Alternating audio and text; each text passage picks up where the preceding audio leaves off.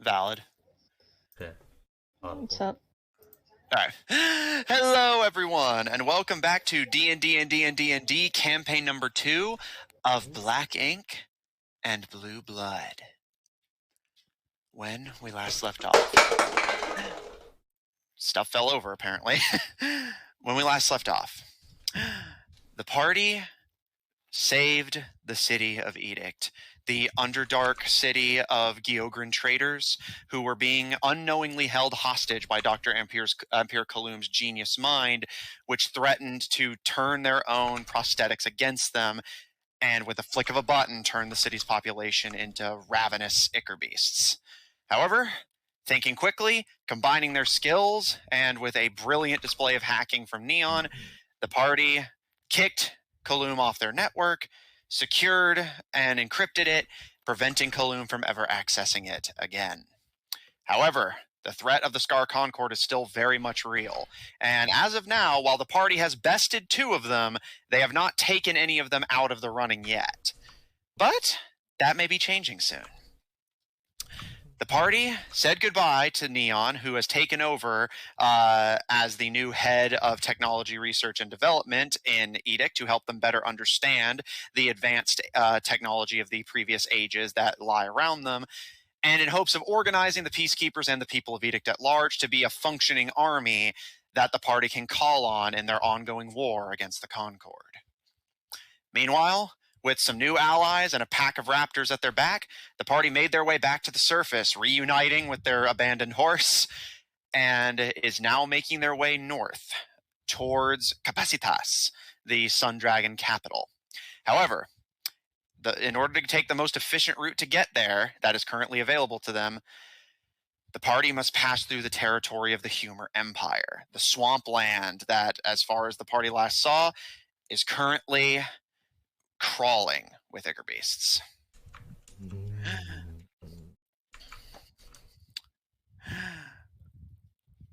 With all that said, as you all start making your way north, it's about late afternoon by this point. Is there anything you guys would like to do during your travel, or are you content to just move until nightfall and then bunk down for camp? Yeah, I'm just gonna focus on getting my spells ready for combat. Not sure if there's anything else I can do, but I want to keep my eyes peeled for anything. Okay. Make a perception check.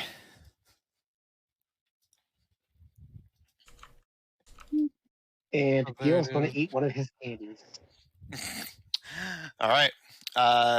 Get your D100 ready, but since that might be some chaos, let's give it just a hot second.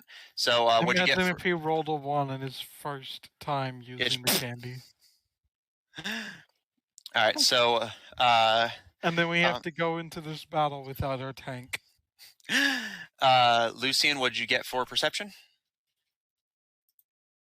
That would be 19. Okay, noted. Kato, Zephyr, anything from the 2 of you? The first day he's not going to do anything, but he may have something planned for the second day. Okay, noted. And Karo, you said nothing for you? Yeah, nothing. All right. Caleb, anything from you? Not really. Okay. Gil, roll a D100. Can you roll a 1 using the 2 dice method with the D100? What? Yeah, you could.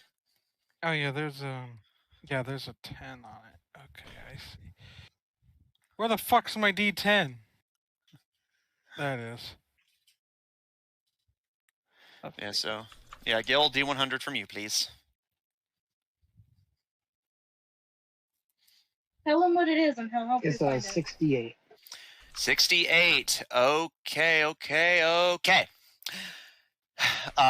Gil, at the head of the cart with Raccoon, you reach into the bag of candies that Naden, the leader of the Reapers, gave you, and you pull free a strip of mint gum. Chewing it, It lasts you for at least an hour, and as you chew it, you feel yourself kind of brace a little bit against the breeze. You have resistance to cold damage for the next hour. Nice. Yeah. Yeah, no, I came up with 100 fucking candies in that bag, so... Oh, I'm surprised you did that. You could just did like every 2. Yeah, I realized that, but by the time I realized that, I was already like 80 candies in, so... Yeah, he did that for some of them, but not all. Well, because some of them, it's actually like important to them because it's like a mixture of candies. Anyway, all right. Lucian, keeping an eye on your surroundings, occasionally dipping your nose back into your book. Caleb, you and your brother lounge in the carriage. Kero, you sit in the cargo hold, monitoring your various allies and animals. And gradually, day begins to turn to night. By this point, you are starting to get within the bounds of the Humor Empire's territory. And your trek starts to get a little rougher as the smooth rolling hills and plains of Sundragon give way to buckling swampland. Caro, you kind of perk up a little bit as the lingering odor of swamp immediately begins to pervade the carriage. You are now in your favored terrain. Swampy frog. Caro, if you wish, since... Caro. Yes. Okay, making sure... You're going to have to use Jared's mic. Maybe, fuck me. They heard that. Okay, can you hear me now? Can you hear me? Yes, but make sure No. you mute your mic. Okay. No, I am my mic. Can you please do that? So, I think the idea... You're going to have to put it in I text. fucking Sorry. give up. I give up. I give up. I give up.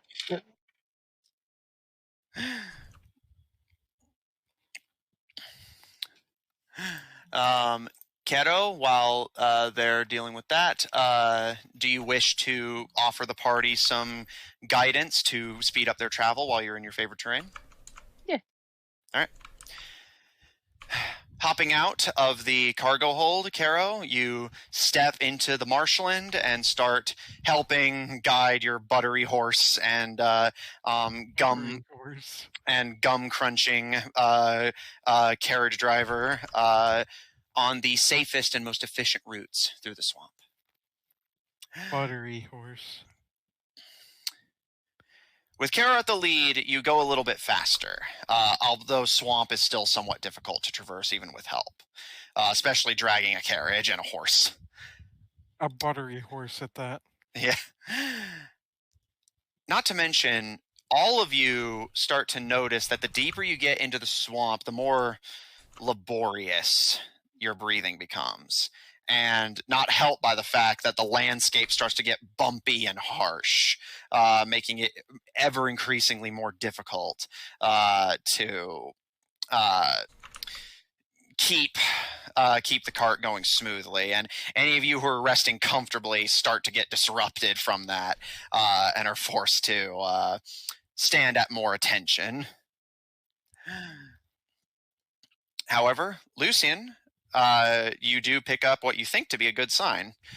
The animals of the swamp, while the sounds aren't exactly comforting, the fact that you can hear them at all after your experiences on the Isle of Nublada does give you some comfort that the party is not in immediate danger. And despite the, by your standards, ugliness of a swamp, you can hear the sound of a babbling river.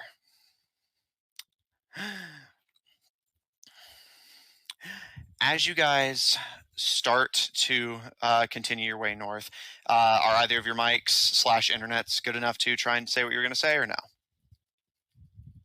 Yeah, I think Gil. No, I was basically gonna suggest the same thing that you just did, was for Caro to help us out, try to get the tongue down. All right. So I'll say, yeah, Caro, if you want, we can flavor it that Lucian had asked you to do so, and that's what got you to do it. Yeah. Okay. So I love this GIF. I can't stop staring at it. And while she's up there, sitting next to me in the driver's seat, I would like to talk to her a little bit. Okay. Caro, as you're helping guide Gil to navigate the horse through the swamp, Gil. Caro, while we were in Edict, I picked up this crossbow. Do you think you would like to have it? I think you could use it.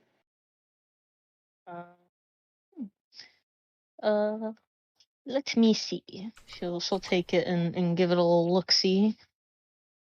Yeah, I will pass her the plasma crossbow or plasma assault crossbow. All right. Caro, you are handed the plasma assault crossbow. You recognize this as the weapon that Neon wielded. From the looks of it, likely scavenged off of one of the defeated peacekeepers from your earlier battle. Looking it over, it's recognizably a crossbow, even if it's not a design you're used to. The bolts are a little bigger than you're used to, but the scope definitely seems like it would help you with your aim. Overall, it's basically, if you want to picture a crossbow, but with the barrel and butt of a firearm instead of a crossbow.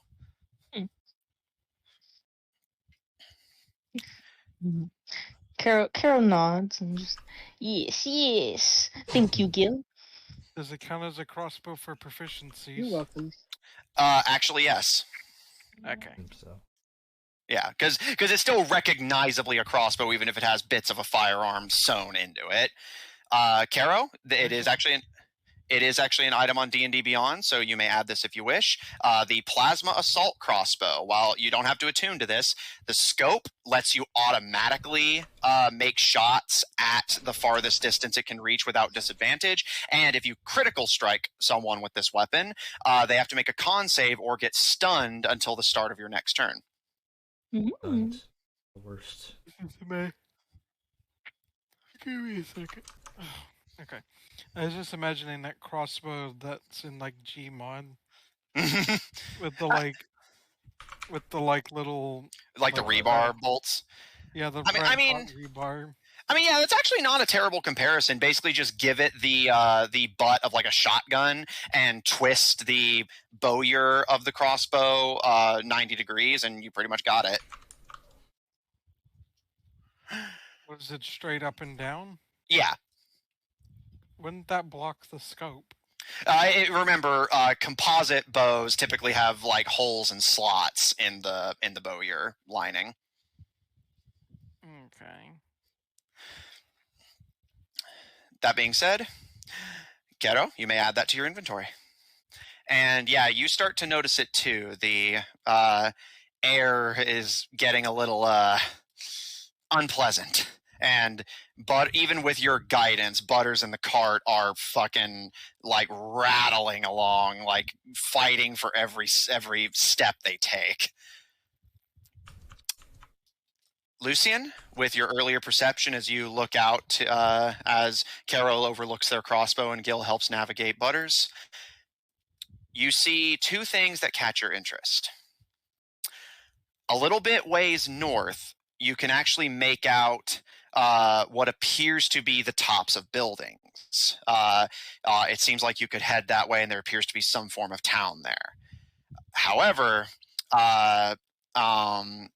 if you don't want to take your chances with a Humor Empire-controlled town, then you are obviously free to try and pass right on by without being seen. The way to get to Capacitas from here, you would remember being northwest. So basically, now that you've gone north, you now need to go west. With my keen mind, I should be able to tell which way is west. No, yes, actually, yes, you can. West is to the left of where you're currently going. And point it out to Gil and Pharaoh. All right. Do you inform them about the town a little ways north? Yeah, I'll just be like, there's a town. It looks like not too far from here, but I don't think it's a good idea to stop because it's in the Human Empire, and we're kind of like wanted criminals, and I don't think that's a good idea. Yeah, I think you're right, Lucian. I think you're right. For the first time in fucking forever. Hey, enjoy it while it lasts. Yeah, whatever. Kero, Zephyr, Caleb, are you good with this plan? Bypass the town and either sleep in the swamp or keep going? Probably the best action they can take. Okay.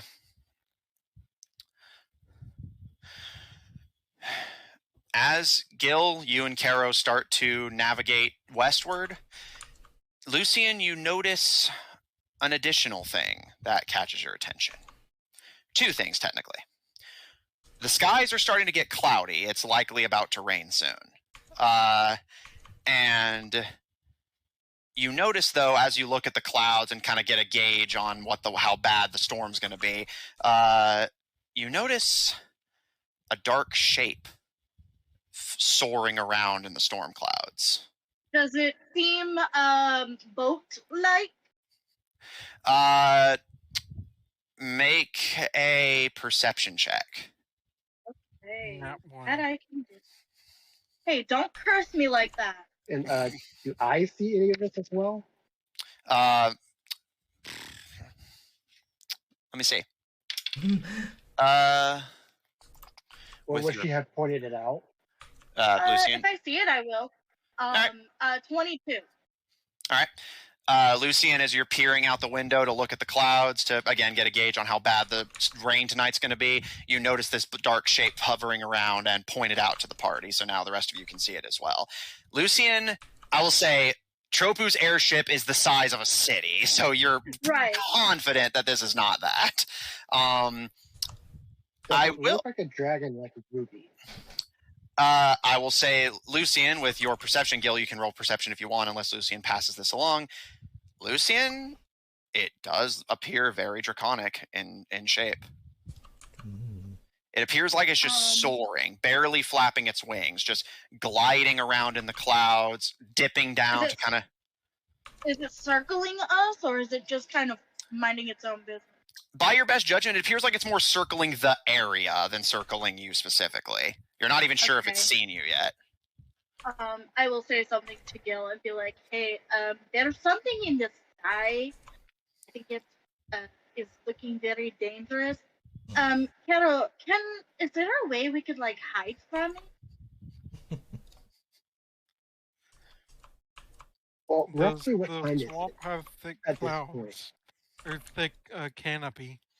It's fairly thick. It's not like the thickest in the world, but it's thick enough. I mean, the trees will probably cover us from the sky.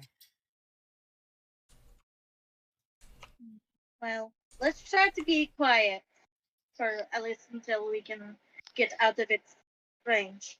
I don't know if it's hunting or anything. It's kind of like hard to tell. Yeah, what time of day is it?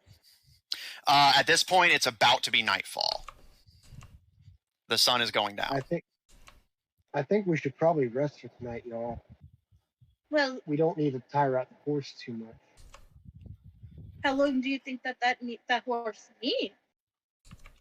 I mean, Would I know how long a horse needs to rest Kero, with my military experience? with fat horses? Kero, do you want to try and roll? On it in general. Kero, do you want to try and roll as well since Lucian asked, or do you want to just leave it to Gil? I'll roll. All right, both of you roll me nature checks. guidance for Kero. All right, Kero, you may add a D4 to this. Okay. Good, because I don't know fuck shit. you. I mean, to be I got fair, it was a 7. 50-50. All right. Well, to be fair to Lucian, she knows that Kero knows animals. I got a dirty 20. Gil, you're fairly confident that maybe at most with like an hour or two the horse could keep going. That's how you did it in the military, after all. Kero, this horse, especially with its physique, is definitely going to need a full night of sleep and some breakfast before it can keep going, especially through the swamp. The air is getting hard enough to breathe as it is. It smells foul. It's basically, it'd be hard for this horse in a good environment, and this environment is basically actively hostile to it. Well, if we're going to stop, I suggest that we do it under the cover of the canopy. Can I look for a good spot to make camp? I'll help. I'll tell you what. Roll me stealth with advantage. Guidance. And you may add a d4 to this. Man, I wish I could give people lucky points. I guess I could have Caleb try to look for a good spot too. Absolutely, you can. Go ahead and roll stealth. That is a 28. All right. Out of curiosity, what was the lesser of the I results? already have advantage on stealth. The lesser of the two was a 9. Okay. 9. Was that first or second? The 9 was first. The 28 was second. Okay, noted. And Matthew, Caleb? is this a perception check? Is this a stealth check with advantage?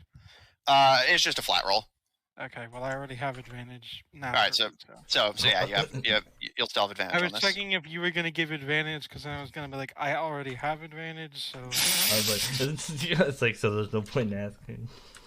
Well, he might. I was gonna ask, what do I do? You just roll at advantage. Just don't stack. Yeah. I do appreciate knowing though, because that means I can take it into my calculations. All right.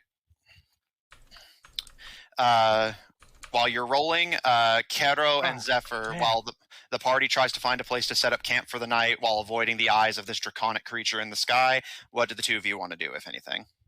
I got a 14, by the way. Noted. The first roll was a 12. The second roll was a 14.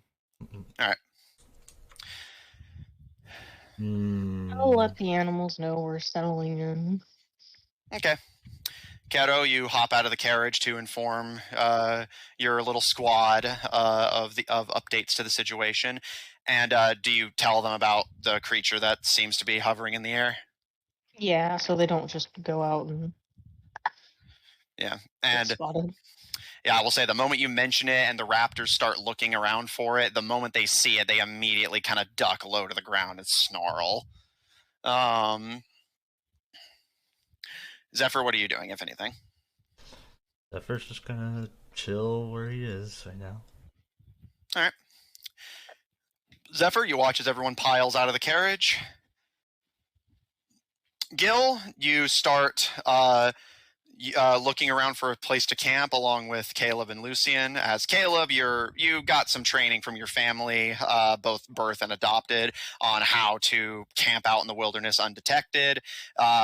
Lucian, you're just decently good at trying to avoid observation in general. And Gil, you're also no stranger to camps on the go. So the three of you are arguably, next to Caro, the group's experts on the matter. So while Caro is busying themselves informing the platoon of the situation, the three of you put your heads together and manage to find a spot beneath a willow tree that the ground is somewhat cold to the touch, but while it does have a little bit of foamy give to it, it's not to the point of like being muddy. So it'll at least keep the rain off you for the most part anyway. And it does seem like it'll cover you from the skies. Yeah, Caleb's gonna be sleeping on the cart, so he wasn't worried about the rain. All right. Pulling in all of your resources and allies to be under the shade of this tree. At this point, the sun has gone down, and the rain begins to fall, starting out at a light drizzle, but it quickly begins to pour. Gil, I thinking that you and I can take watch. You and I take watch first. I'll take. Can I take first so I can message Sundragon and where we are and frames and stuff? Sure. So I guess I'll take. Okay. And out of curiosity, just for my reference, do you guys light a fire while setting up camp? I'm assuming. I don't think we should. Since it's raining, probably not. Okay. But he will use his table to make shelter to stay out of the rain. They're both lagging. Yeah, but both of your internets are pretty bad. But you're going to use your what to make a shelter? Bedroll. All right. Bedroll. Gil, once the carriage and raptors and allies have been taken in from the rain, you start setting up your bedroll as a lean-to. Caleb, you crawl into the carriage, ready to just get some sleep. Lucian, you sit down to prepare to take first watch. Kato, Zephyr, anything the two of you want to do during the night, or are you content until morning comes and the group gets moving again? What exactly are the bedrolls in D&D? Are they like just little mats? Or Basically, think of them as sleeping bags. Okay. Yeah, Caleb was gonna use his to stay warm. All right. Zephyr, Yeah, Zephyr. Zephyr has somewhere. Okay. Do you want to address this to the party or just to Caleb in the carriage? What's the plan? To the party. Okay. And all right, real quick then, before you get to that, Kato, do you have something you'd like to do? No. All right. Good. Zephyr, coming out of the carriage, just stands up in front of the party, and is like, "All right, so you're all fucking idiots. I'm leaving." No. Zephyr, That's finally later. emerging from the carriage as it is pulled out of the rain, and all the animals and party members appear to be bedding down. You see Lucian getting ready to keep watch, Gil setting up a shelter, Caleb walks past you to pull their bedroll into the carriage to sleep, and Kero has already put their bedroll on the ground and is just curling up along with Garo on it. The party is all within earshot. Zephyr, what would you like to say? I'm going to look over to Lucian. Oh shit. Here we go. Yeah, well, we'll see. Remember, hard cap is like 2 to 5 minutes of arguing. Oh man, that's gonna be. I have to keep it short then. No, he's going to say, kind of like not too loudly, just just kind of like make sure that at least Lucian can hear. Yeah, but I'll say, unless you're against it, that since the party's all within a relatively close proximity anyway, that they can hear you. He's not trying to like hide it from the party, but All right, so all of you can hear this, but Lucian, it seems to be directed at you. So Lucian, have you formulated a plan yet?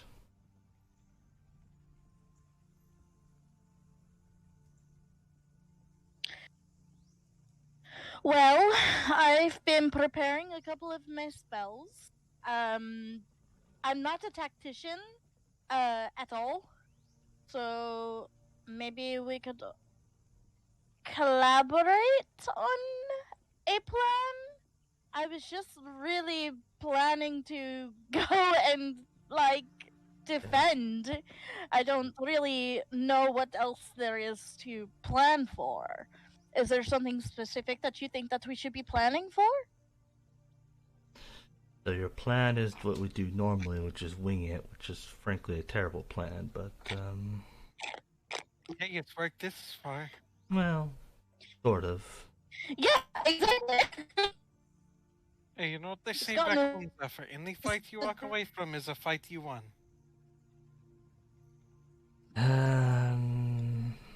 So there's always typically a backup plan, just Well, if you are wanting a backup plan, I'm open to suggestions. I merely wish to not just simply go at this as just like, we see a situation and we just guess what to do next. Well, I'm thinking some people, like maybe Guild could grab some people. We could take Ruby and fly up to the airship. And Because I don't think that I don't think that any of us should be separated. I think that we should all work together on getting the airship to stop attacking the city. so bringing it down. Not necessarily bringing it down, because I do think that with some time, maybe me or like somebody else could learn how to drive it, and we could like literally fly places instead of like dragging our feet through the dust. Matthew, Yes. the Bajans have robbed a lot of different kinds of people, right? Of course. Your whole Would economy's Caleb- built on it, after all. Would Caleb know anything about, like, airship? So the various Airship. places. From Ma- stories heard about his families were off robbing someplace. Make a history check. Guidance. Guidance. What's the guidance? For the history check. I know, I'm just like thinking, like, man, the logic around that is like, Caleb's thinking guidance. I can see the wheels turning. Leave me alone. That's Do I not have big. That's fine. guidance? Yeah, so add a d4. Just be like, don't think too Alright. hard, Caleb. 15. Don't think too hard. Caleb, while your parents have never robbed anyone that possesses an airship, being a kingdom of bandits and your adopted father in particular loving to stay updated and keep a finger on the pulse of any goings-on in the criminal underworld, as far as you know, or at least as far as your father knows and then mentioned to you, it was mentioned offhandedly back at the summer ball that Troppu has actually made something of a name for himself, being a genius aristocrat from overseas that managed to craft an airship.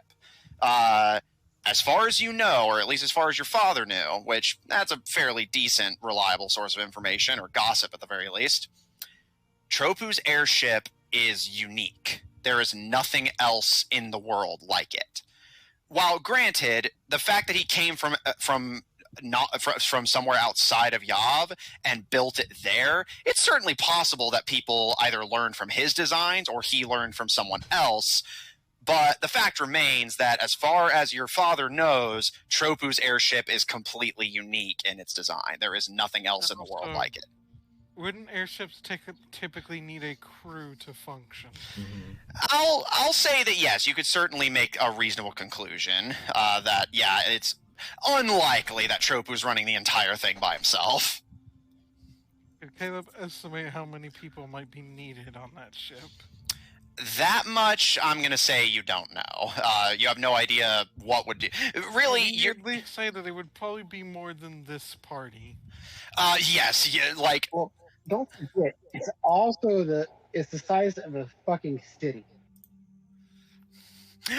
So, yeah, with that in mind, yes, you can certainly easily assume that the airship is likely packing a pretty formidable crew, given that even in a best case scenario, you just simply can't fathom something that big taking less than like bare minimum easily got to be like a couple hundred people to operate. And again, that's like stretching your imagination on how automated the thing can be. Operate this airship that probably needs hundreds, if not thousands, of people to operate, and do it with a party of how many?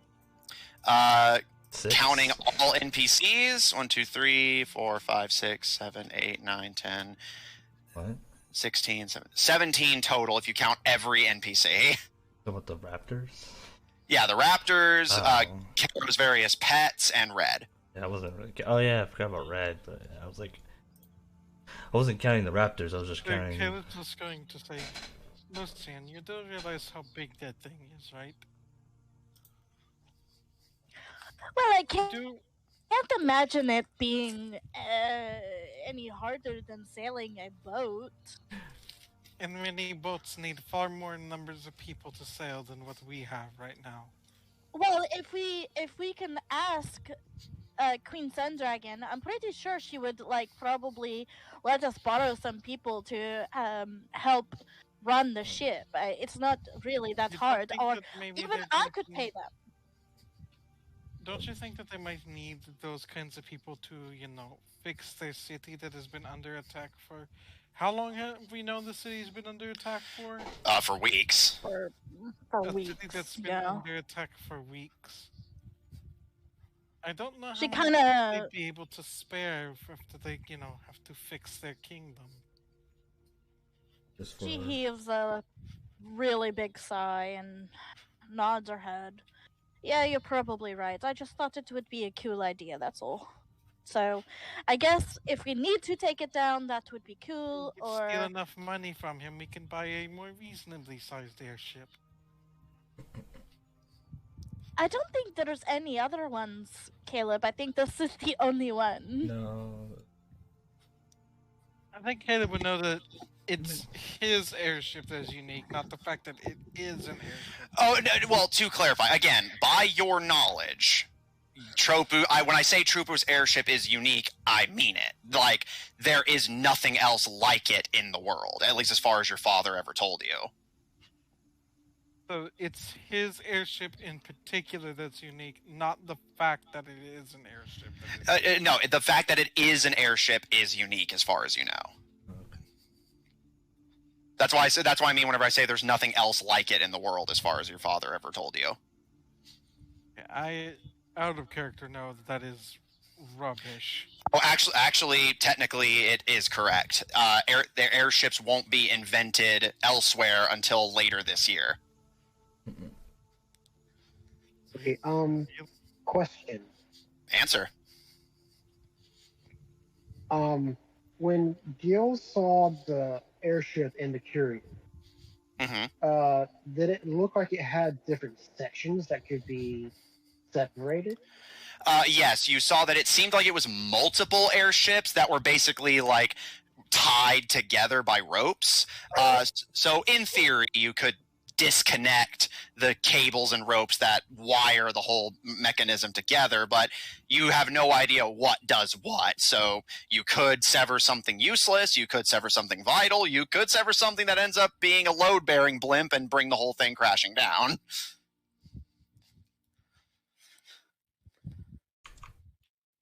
So we could either try to save a part of it, or we could just destroy the entire thing.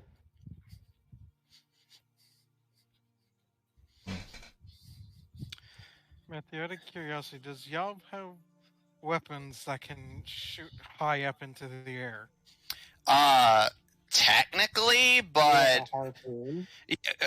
well, for reasons I'm sure you can understand, most cities don't just have harpoons mounted on their walls.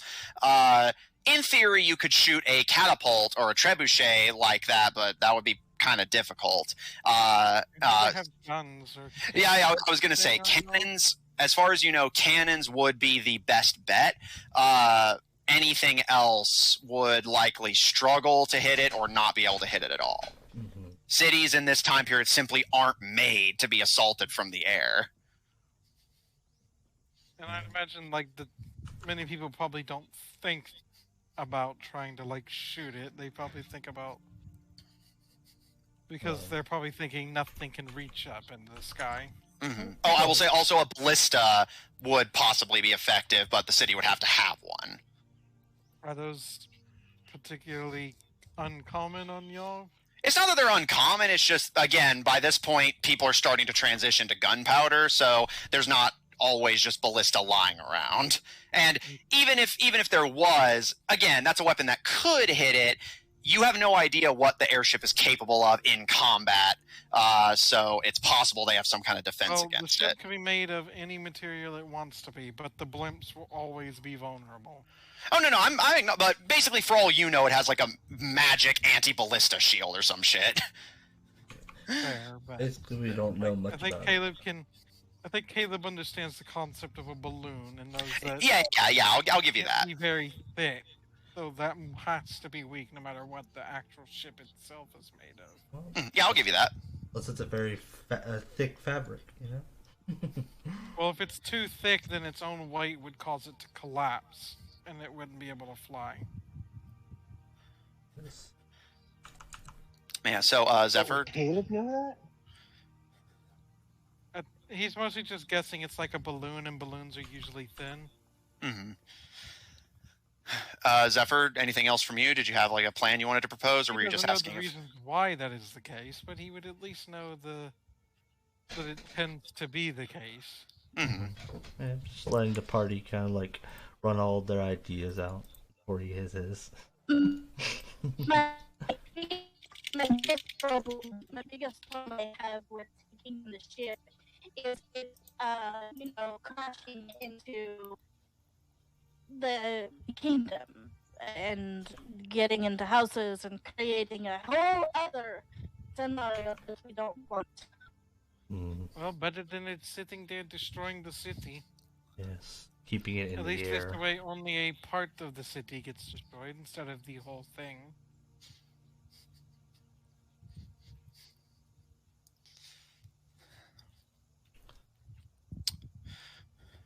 Red kind of watches the party go back You and think- forth, and go on, Lucian. Sorry. Do you guys think it's a good idea? Do you think it's a good idea to have all of us up there? What? A good idea to have all of us. To have all of you up in the airship. Depends on how Maybe far. we don't need to get to the airship. Maybe Well. we can find some way to bring it down. Well, I've thought of that. It depends on how high up in the air it is.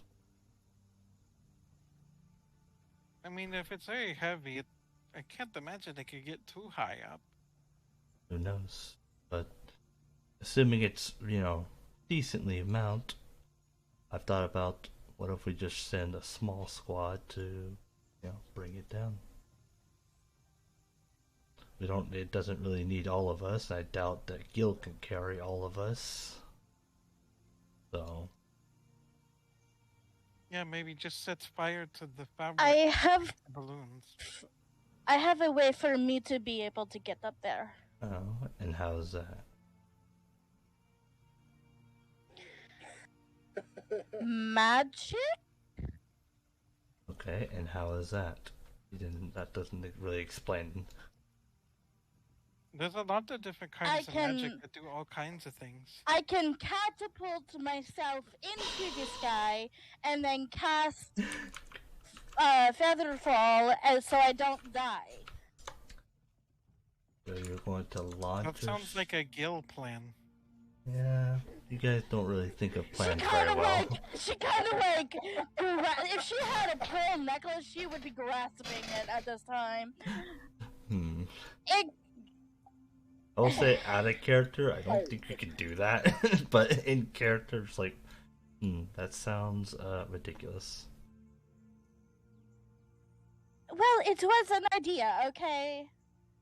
Yeah, I get it. An idea from the elves. It's always gonna sound ridiculous. I got an idea. Oh, fuck off. Gil, you have an idea? Can we talk about this? So, I think that was in My response to idea. Zephyr, actually. Oh, but my idea is going based off of Zephyr's idea of setting up a small squad. Lucian, you still have that book of bombs from your mother, right? Yeah, and then Cheers, Mike. a fucking guy, what's his name? Troppu. Fuck me! Okay. She nods her head. Yeah, I've been keeping it in my pocket, especially for Troppu. So I could have you ride on Ruby, and I'll go up there with you with my boots, and we could just blow it to pieces using your book of songs. Fireball, I think, or witch bolt, something. Do you think those bombs are gonna be big enough? Have you even seen what those bombs are capable of? No, but I'm willing to experiment.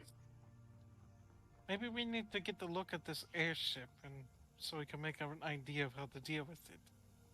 Problem is, by the time We're just trying to come up with rough ideas. Yeah, the problem is by the time we see the airship, it's usually time for, we're gonna do something. Yeah, I agree, actually. Hey, we're pretty good at Look, it's this turtleneck. Lucy and Creed was suffer. Get it? Plans on the fly? Plans on the fly are usually doomed to fail. Hell, that's to our track record. But I don't plan on the fly.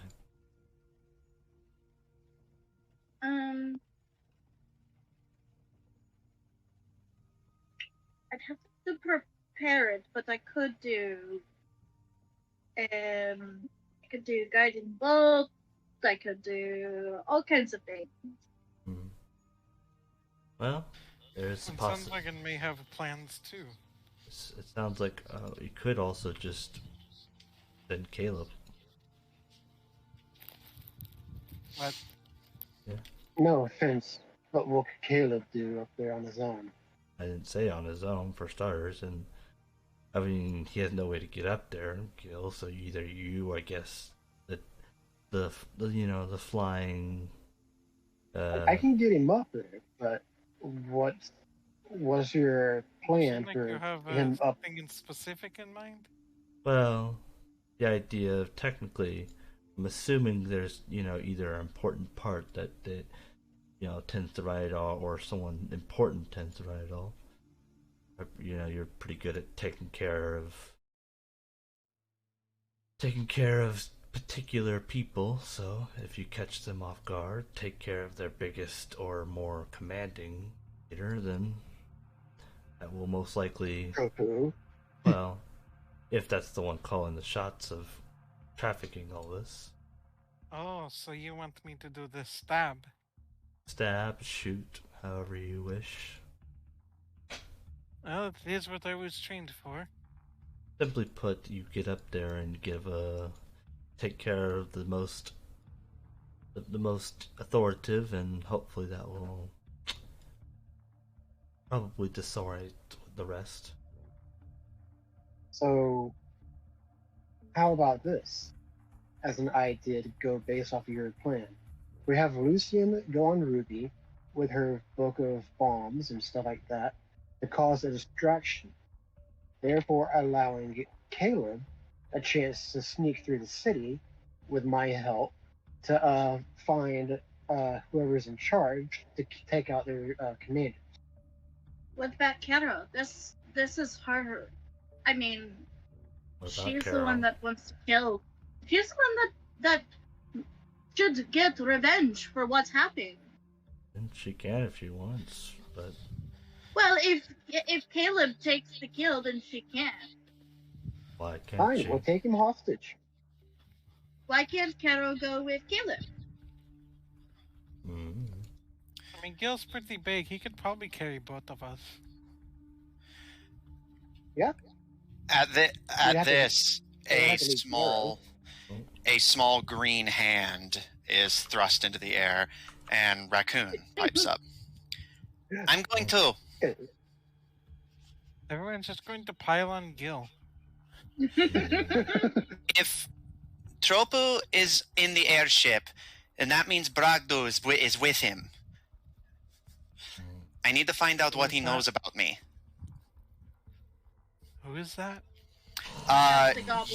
You actually don't know, because this was before Caleb joined the party, but Brogdu was a goblin working for Troppu as an apprentice that seemed like they recognized Raccoon, but didn't elaborate on it, on the details of that knowledge. Like, I who think is that? Raccoon, I do think that is very important. Though I think it would be best to maybe knock him out and like maybe have Gil carry him somewhere else so like you can interrogate him later because like we have a lot to deal with. Raccoon gives a nod. Okay. And in response to your question, Caleb, Raccoon kind of puts up a hand and then kind of lowers it. I don't know, but he knows me, and I need to figure out why.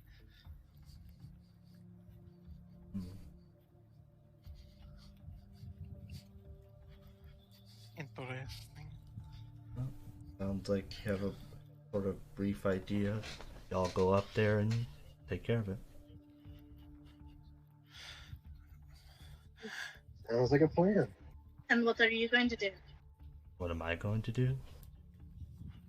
Yeah. Well, He's going to be the pack leader, make sure that Thar and Garrow and the cart are all safe and out of the way. What? Pretty much. What? If he's not going up there into the airship, he's going to stay down here. with the He rest. you didn't let him finish.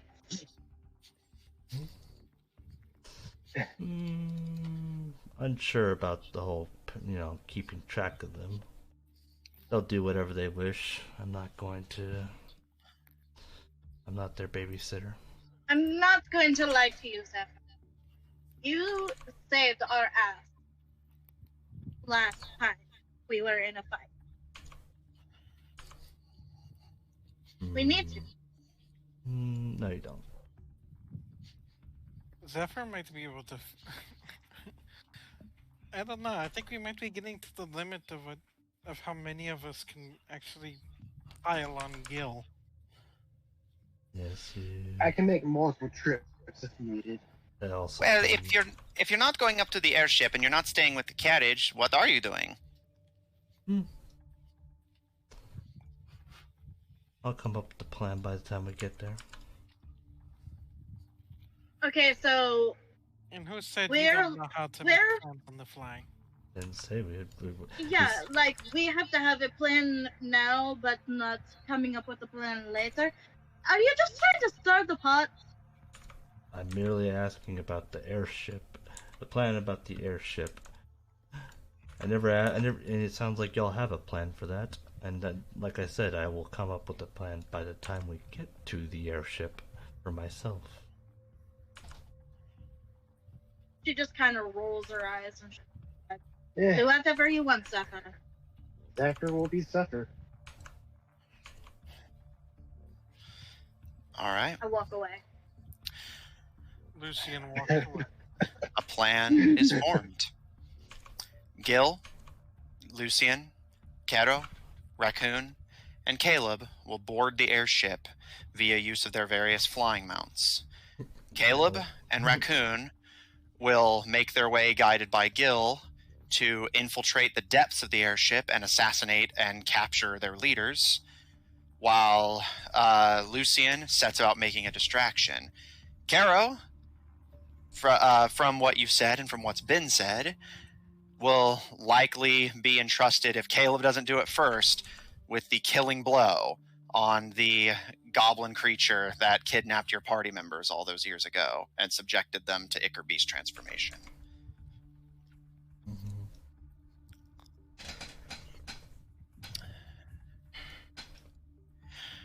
As you all settle in for rest, Lucian and Gil on watch, both make me perception checks. Cool. While I do that, I will go ahead and message my girl and let her know our ETA, and then also just add if we don't kill each other first. We didn't even argue during that. I think that's the first planning session we did where we didn't get into a shouting match. Please just Yeah, everyone was actually on the same page that time. And even whenever other party members like, hey, I want to do this, it was like, all right, we'll work that in. fair. That's fair. I won't add that there. What am I doing? Perception? Yeah, perception. Yes. And I got a natural 20, so 26. Okay. And I got a 21. Okay. This dice is terrible. Get surprised, even though it can't be surprised. Yeah, Caleb has a scimitar of warning. Yeah. Caleb has the Scimitar of Warning. Kero has set it up so that you guys can't be surprised as a group, and Lucian and Gil both have higher than 20 perception. Oh yeah, and I'll bring out Chime. I'll bring out Chime and let him help out too. Okay. Sending out your drone, Lucian, you settle in for the first watch as the party tucks in for bed and rest. All of you for dinner and water, obviously. Day of rations and water for every mouth you have to worry about. Do I get anything back from her? You mostly just basically an acknowledgement of what you said and that she'll see you tomorrow. Oh, and as far as the water, Gil would like to refill his water flask using the rainwater. Okay. Mm. All right. As everyone dines on their rations, Caro, you divide up food and water among the raptors. Is there a way to give us water? Well, Zephyr has the decanter of endless water. Lucian has magic to give water, and it is, of course, raining. And you did hear the sound of a river nearby. Yeah, so it's like, why is Gil collecting rainwater whenever he has so many better ways to get water? So what he wants to I do. really wouldn't recommend drinking that. Let me fill your cancer, please. It's okay. I drink worse. Yeah. Caro, as you Forget who he is. pass food and water among the Soren and his pack, you can see that they want to go hunt in this new exotic hunting ground, but are just watching the skies with that primal terror of a predator lurking in the clouds. Especially with the dark night and rain, it cannot be seen anymore. Is there lightning? No, it's just a rainstorm. Hero gives them a sympathetic look and just, it'll be okay. For now, we just have to hide. The raptors kind of bunch up together in a cluster and continue to watch the skies. Lucian will also add, and if it makes you feel better, there's gonna probably be lots of goblins to eat.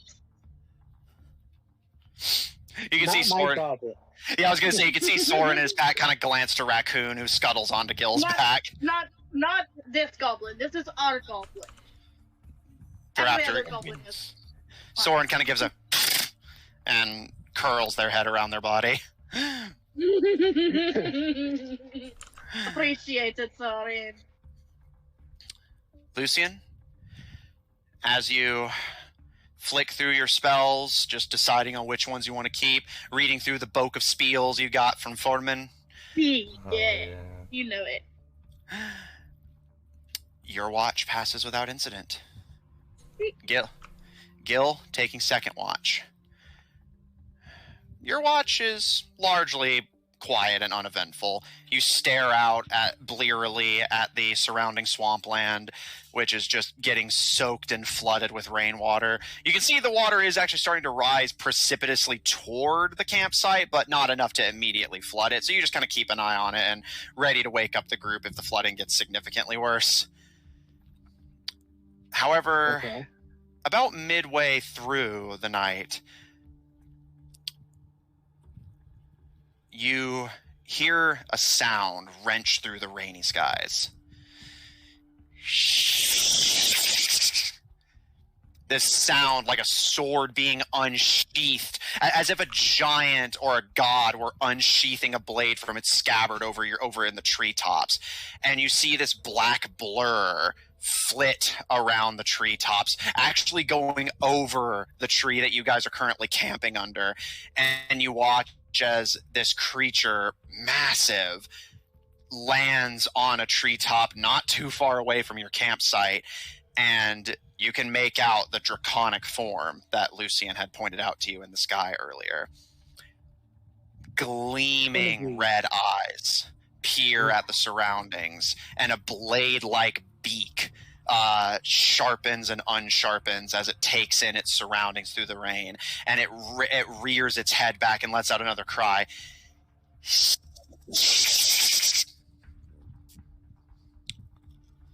Do I recognize the sound? Make a history check. Or, actually, I'll call this a nature check.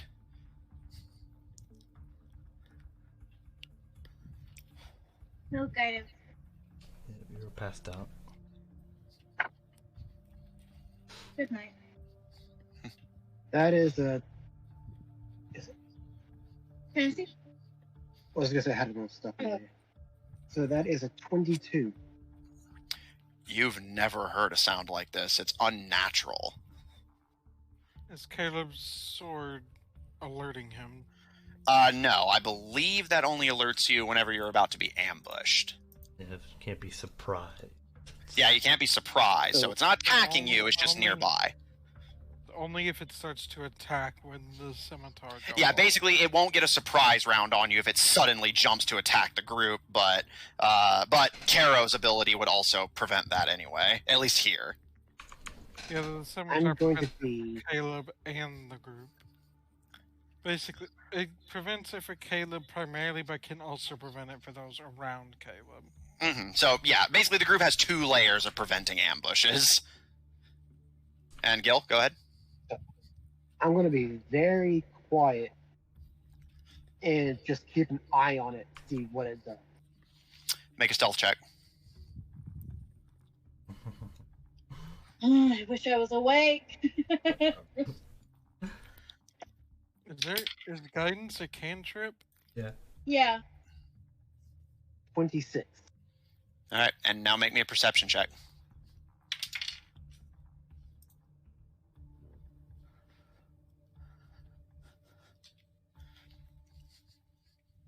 And that is 23. Okay.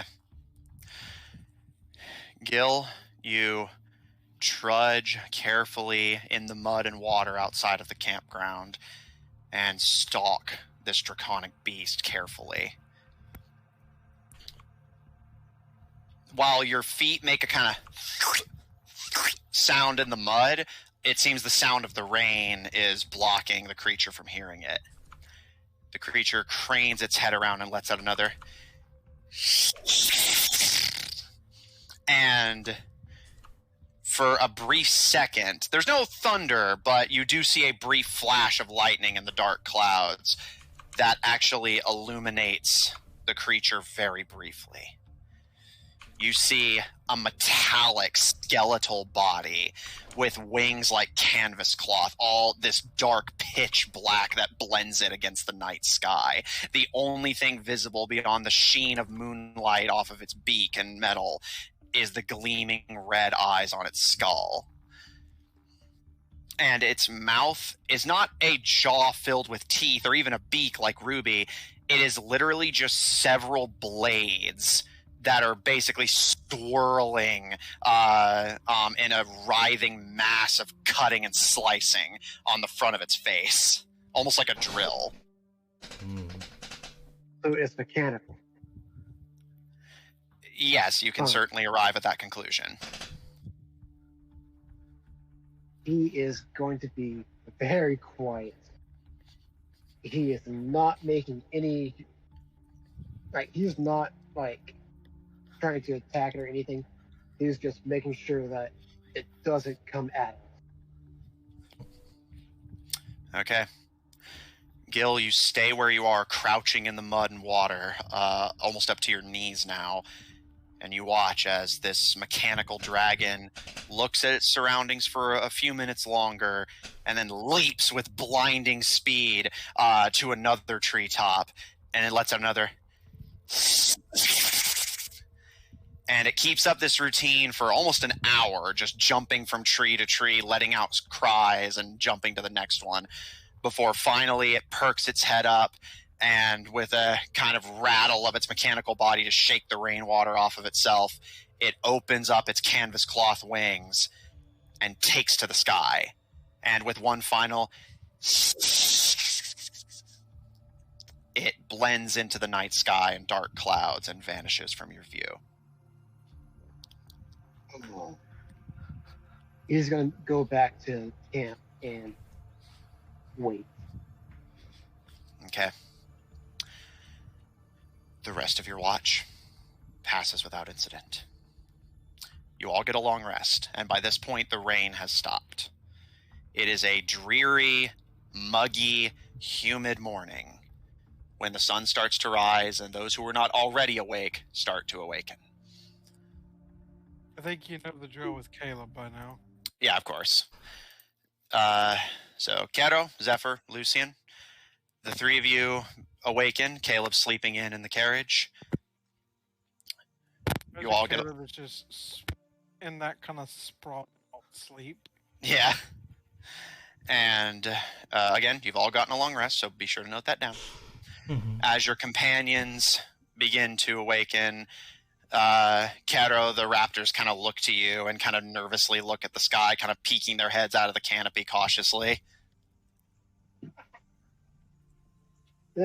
Caro, you'll be glad to know it's not a predator that we saw in clouds. It's more of a automatron, like what Neon had. It's a machine? Yep. A construct. Yeah. Hmm.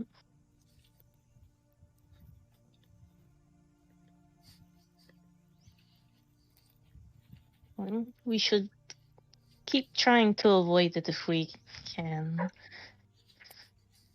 As far as I know, it went away.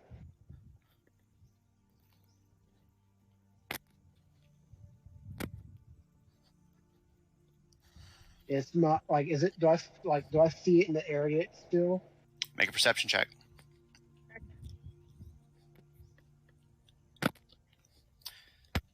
Zephyr, Lucian, what are the two of you doing? Oh, I gave guidance. She gave me guidance to help look. All right, Zephyr, what are you doing? Zephyr's just like, and proceeds to. You know what? Brandy's gonna hate it harshly. Zephyr's gonna go on top of the cart and just kind of lay on the cart. Okay. It takes you a bit of, even with your slippers, it takes you a little bit of doing. The carriage is soaking wet after all. Yeah. But you get on top of it and just observe the surroundings. That's a 26 perception. All right. Gil, you and Lucian join the raptors in peeking out from under the shade of the canopy. The sky is blue. Only a few clouds indicating the rain that had fallen the previous night. And nothing in the air. Okay, it seems like the coast is clear if Thorn and them want to go hunting. I can see they're itching to go try out the new cuisine. Do we have time for that? They can hunt while we're They can- traveling. They can do it while we're traveling. Yeah, Caleb, I you start to honestly wake forgot up with the about it. conversation of the group. I'm just not waking up. Just give me a minute. Let my brain start. You're good, Lucian. But just remember, those who fall behind are left behind as far as this part goes. I'm not facing that machine if I don't have to. Honestly, Caleb is probably so tired, so after he just wakes up just long enough to say that, and then he rolls over back asleep. Let him sleep. Oh, You know how Matthew, young do I need to make people- that? And do I need to make a Constitution saving throw? Indeed, you do. In fact, you actually need to make me 2 now. Lucian, you can just make me 1. Caleb already broke his temporary addiction. Yep. Ooh. What is it? Wait, Constitution saving throw. I'm trying to think. So Was the it first last one night? is 25. Did Gil? 17 from me. Okay. Lucian, you have a splitting headache, and your eyes are bloodshot, your skin is pallid and sweating. Lucian, I will say, given your medical knowledge and your experiences with Star Blast already, you're getting dangerously close to the point where your addiction will become fatal if it's not treated. Mm-hmm. If I take a little bit of a honey, what do I know if that would put me back a day? You're not sure, but could. What's the worst that could happen? It's only drugs. Yeah, I don't it's think only that's how it drugs. works. Well, it did with Star Blast. Also, Gil, if I recall correctly, you took some yesterday. So, however, you do still need to make me one roll for a different thing. So I'll use the result you got there for this. Oh, because I made, because I had to make. You said I need to make 2, right? Well, yes, but one of them was for your Star Blast addiction, which I just realized since you took some, it stays where it is. But I just went ahead and used the result you gave me for the other roll, which you'll see what happens. You'll see what happens. Oh boy. Okay, All right, but yeah, so you still need the second one. No, yeah, we're good. We're good now. I only need one since I realize you bypassed the Star Blast one. All right, but yeah, so Lucian, I'll say basically if you don't find some way to either get yourself through the withdrawal or potentially take more drugs just to meter yourself out, you need to see a doctor or this addiction is going to get you seriously ill.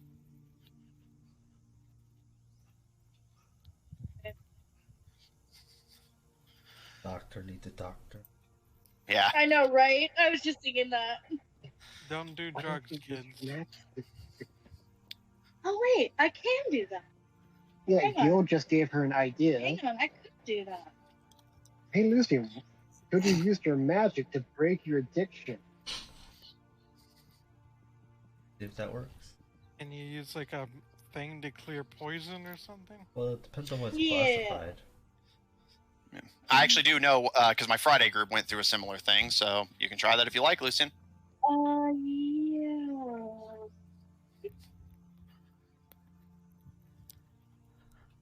Trying to see. I already have it prepared, so yeah, I'll give it a try. All right, what are you casting? I will try to cast Lesser Restoration, and if that doesn't work, I have a second thing that I. Okay. Lesser Restoration. Casting the spell on yourself as the group gets ready to head out for the day, and Soren and Pack are already negotiating hunting tactics during the travel. Lucian, as you cast Lesser Restoration on yourself, your headache does subside, but your addiction remains. I just kind of thank Jiva for helping with my headache at least. Yeah, so your symptoms of withdrawal are not present today, but your addiction itself remains unchanged.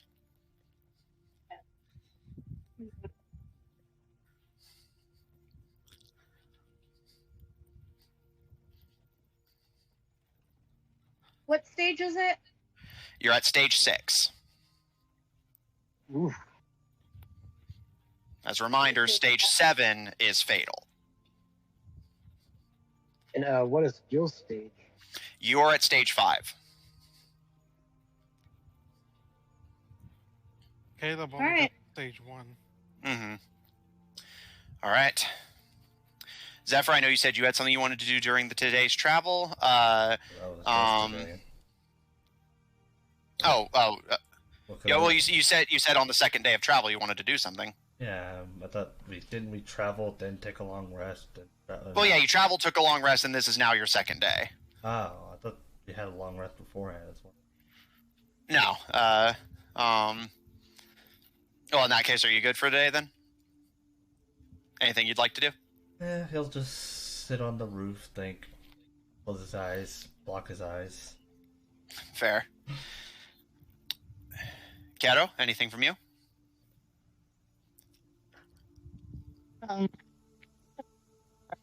Somebody get Zephyr's sunglasses. Yeah, there's a thing. Yeah, and one more time, Karo, your mic was a little fuzzy. very fuzzy. Yeah, you're. Sorry, you can put it in text if you need. While you're getting that dealt with. Is that A little bit, but still a little. Crunchy. Yeah, crunchy. Yeah. Oh, there you go. All right. So, what was Kara wanting to do? Oh, is it a bit better? Yes, now it is. Okay. She was just gonna comfort the animals. Okay. Make an animal handling check for fun. Okay. While you're doing that, Caleb, are you doing anything today? Right now he is sleeping. You know how young people are. All right. Lucian? Yo. Gil? Yeah, dude, I still fucking sleep. all day. I would like to eat another candy. Roll me a D100. 1. Always. For mine? Rip. I minimized my sleep. I got like 4 hours done.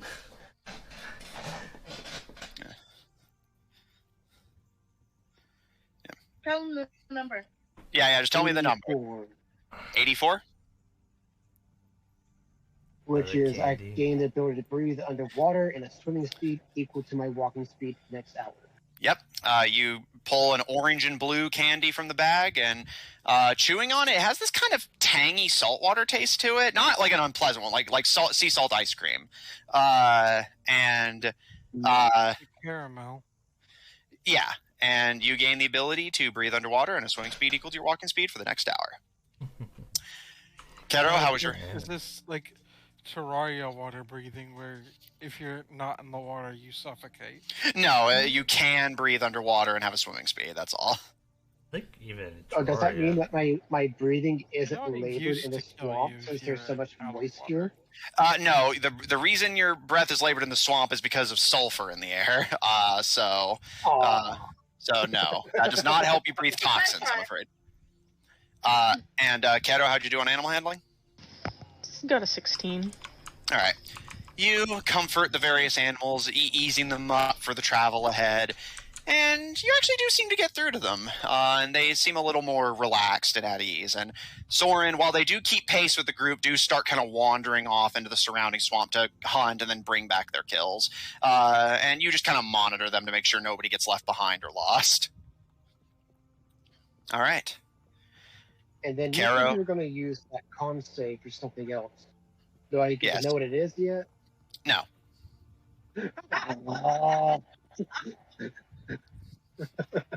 You even tell him about it. Because I like to keep my players on their toes. There's no reason to know. I'm already on my toes. Like, that's good. Keep them there. Yeah, keep them there. I like you being exactly where you are. Yes, Drill Sergeant. Keto, you monitor the animals in their I'm hunt, Thinking of those scenes from Full Metal Jacket. tending to your pets. Caleb, you rest in the carriage. You eventually do start to awaken about midway through the trip. Sorry, I had to sneeze.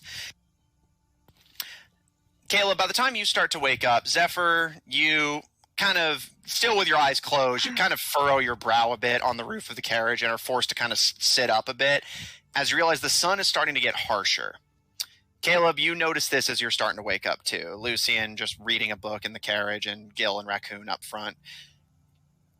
All of you looking out the windows of the carriage or just at your immediate surroundings if you're outside of it, see that the mossy grass and mud and willow trees of the swamp are starting to thin a little bit as you're leaving Humor Empire territory and coming into Sundragon territory now. And Zephyr, both your kobold side and your thief side groan at what you see stretching out before you. Planes. Oh, worse. Oh. Zephyr, stretching out before your group is miles and miles of salt flats. Salt flats. Basically a desert, but it's salt instead of sand. Oh. You have no cover. There is nothing hiding you from that thing that was searching the air. And granted, though, your enemies don't have as much of an ability to sneak up on you now. And it is with that all of you take in the distant visage of Capacitas. Down the path further ahead, you can see the towering buildings of the capital of Sundragon. Is it on fire? I'm sorry. Let me get there. You can see that the city itself is built into a mountain range that locks it off from the rest of Yav.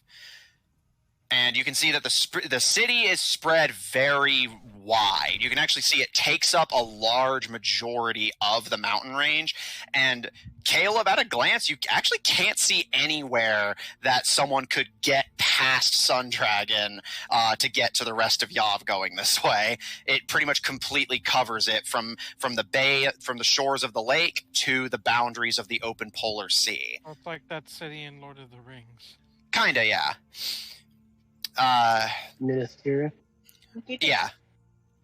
You can see a towering cathedral and various cliffs, and the salt flats do eventually appear to give way to just a proper desert. However, hovering above the beautiful, all-consuming visage of Capacitas, you see the airship, miles wide, easily several tall. And every so often, even from this distance, you'll hear a distant and you'll see a puff of smoke emerge from the city as the airships, from the sounds of it, has some kind of weapons on board it. And while you can't hear the sounds of the battle, you can see pillars of smoke and hear distant cannon fire as Troppu's airship lays waste to the capital of Sundragon. Do I need to make a roll? You can see smoke, but you can't see the fire itself properly yet. Okay, and is this airship directly above the city? Make a perception check. It is still a few miles away, so make a perception check to see what you can While he make. does that, I will ask both Gil and Kara, since they're driving, is there any chance that you guys can get the horse to go a little faster? I know he's got like stage 5 diabetes or whatever, but you know, let's just get there quicker, please. That's a 19 on perception. It appears the airship is actually hovering a bit of a distance away from Sundragon, outside of its boundaries, firing its cannons into the city. That's good news. So what I would like to do at this point is I want to pass the reins to Kille. I'm going to grab my rope, tie it to the cart, and I'm going to help the horse pull this cart so we can go faster. Wait, before Gil, before you do that, let me give you. Spells, Lucian, with the fight coming up. Are you sure? Yes. Can I at least give you guidance? Yes. Just guidance. I mean, it's a cantrip. You might as well. Yeah. Guidance is a Clerics. fucking lifesaver. Yeah, clerics and guidance are like basically warlocks and Eldritch Blast. yeah, Eldritch Eldritch Blast. Blast. Like they're worst. Clerics and guidance are worse than Eldritch Blast. It's true. It's true. All right, Gil, I'll tell you what. Make me an athletics check. I was gonna give the horse a smack on the ass. This is what he's good at. Yeah, by Lucian, who gives you guidance. Isn't that like the thing that people do? And They give D4. the horse a smack on the ass, and that makes it go faster. Yeah, Lucian's gonna go ahead and smack his ass and give him the guidance. On the horse? Dirty 20. Okay. What? Gil! She's All right. fucking Gil's ass. All right, Lucian, smacking Gil's ass with guidance. Gil, you tie yourself to the carriage, handing Caro the reins, and you break out into a run. And whether going off of instinct or maybe even some understanding of the severity of the situation, Butters actually matches your pace. And Zephyr, you actually find yourself having to hold on as the carriage just out of the stickiness of the mud and swamp starts to dart across the salt flats with nothing slowing your either of your beasts of burden down. Solid. That's my girl! As long as you don't hit it slow. Boy. Lucian, you have to kind of grab onto the side of the carriage as Gil starts to tear off. Caro, you're... Wait, does it have an oh shit bar? Does it have an oh shit bar? Caro, Do you know what that is? No. Caro, in the car, in the car, that little thing above the window that you hold on to. Oh, yeah. Life when somebody is driving like an asshole. I call that the oh shit bar. Yeah, it's got one of those. So yeah, Lucian holding on to the oh shit bar. Caro giving a crack of the reins to urge Butters onward. Caleb, you looking out the window are able to kind of groggily waking up and then just slams head first into the fucking seat. Oh. Ow. Alright, I will ask... You might want to hold on to something. I will ask one at a time. Zephyr, is there any preparations you want to make before the carriage arrives at Capacitas?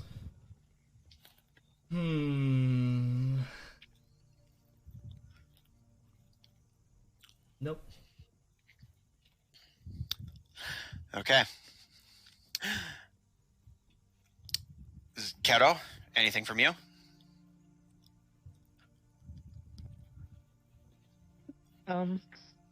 She'll give Butters a reassuring, "You'll get all the food you want when we get there."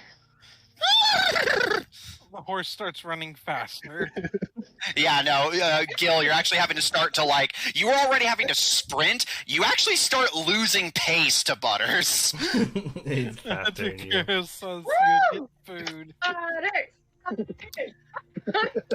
Lucian, as you hoist yourself back into the carriage with Caleb, any preparations you'd like to make before arriving? I would like to scream. All right. Caleb, as the screaming elf launches themselves off of the salt flats and into the carriage, anything you'd like to do, as it seems the party is quite literally barreling toward the next fight? I imagine he's probably rubbing his head from his back of his head, smacking into the back of the seat. Very true. Are you okay, Caleb? Do you need a kiss? Caleb scoots away from Lucian. Yeah, makes sense. And She was totally joking. Zephyr, any... oh, wait, I already asked you. Gil, any preparations besides sprinting that you want to make before arriving? He's going to get 2 ionic axes out and have them prepared. All right. We're running like this. All right. It's going to be a sight. Please, There's a please, freaking barbarian please. with 2 axes just running a dead sprint with a fucking fat-ass horse behind him pulling a cart with a Behind screaming him. elf inside. The horse is in front of him. Yeah, no, yeah, but Butters is outrunning Gil at this point. I don't even know if Gil's doing anything at this point.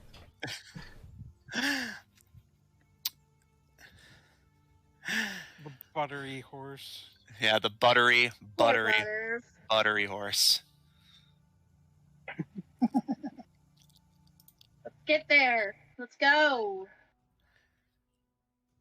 We're going, okay? Lucian, as you bark for Gil to speed up, and Caleb, you recover from your injury. Kero, from behind you, you hear panicked barks from Soren and his pack. Warning calls. Uh-oh. Can I look around? I'll look. He's busy. I'll look around. Well, hold up. Kero heard this. Caro. Harold's Oh, gonna yeah. look Sorry. back. Kero, make a perception check. I'm too busy screaming. I would give you guidance. 1 second. Okay.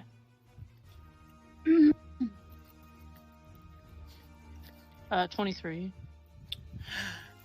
You see that the raptors are desperately sprinting to keep pace with the carriage, and hot on their heels are things you've never seen before. Like the skeleton of a cat, but beefed up to easily the size of a tiger, with saber fangs bearing down from its mouth, gleaming red eyes shining from a mechanical skeletal torso, as these skeletal robotic felines hiss and snarl in these rasping mechanical wheezes as they bound over the salt flats and rocks. And you can see the few who are closing in on the raptors already are trying to take snaps at them, with the raptors either bapping them away with their tails or just trying to run to keep pace, as they know they can't stop and fight, or else you'll leave them behind. I'm going to shoot at them. Keto, make me an attack roll. Okay. I didn't add my other crossbow, so I'm just going to be using my light crossbow. Okay, but for the record, you can. It is on D&D Beyond if you want to just add the plasma assault crossbow to your inventory. Yeah, I just couldn't find it. And you don't have to attune to it. Here, I'll make it easier for you. If you want to use it, if you want to use the light crossbow, that's fine. I'm just saying, if you wanted to use the plasma, I'll just go ahead and add it to your inventory for you if you like. Yeah. D&D Beyond was being mean to me. Yeah, I get that. Give me just a hot second. Oh, I see the problem. Hold on. I don't think you have homebrew content enabled.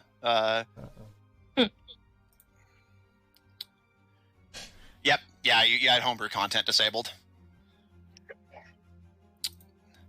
There you go. Now, plasma. There you are. Plasma assault crossbow. All right, just refresh your page and it should be in your inventory.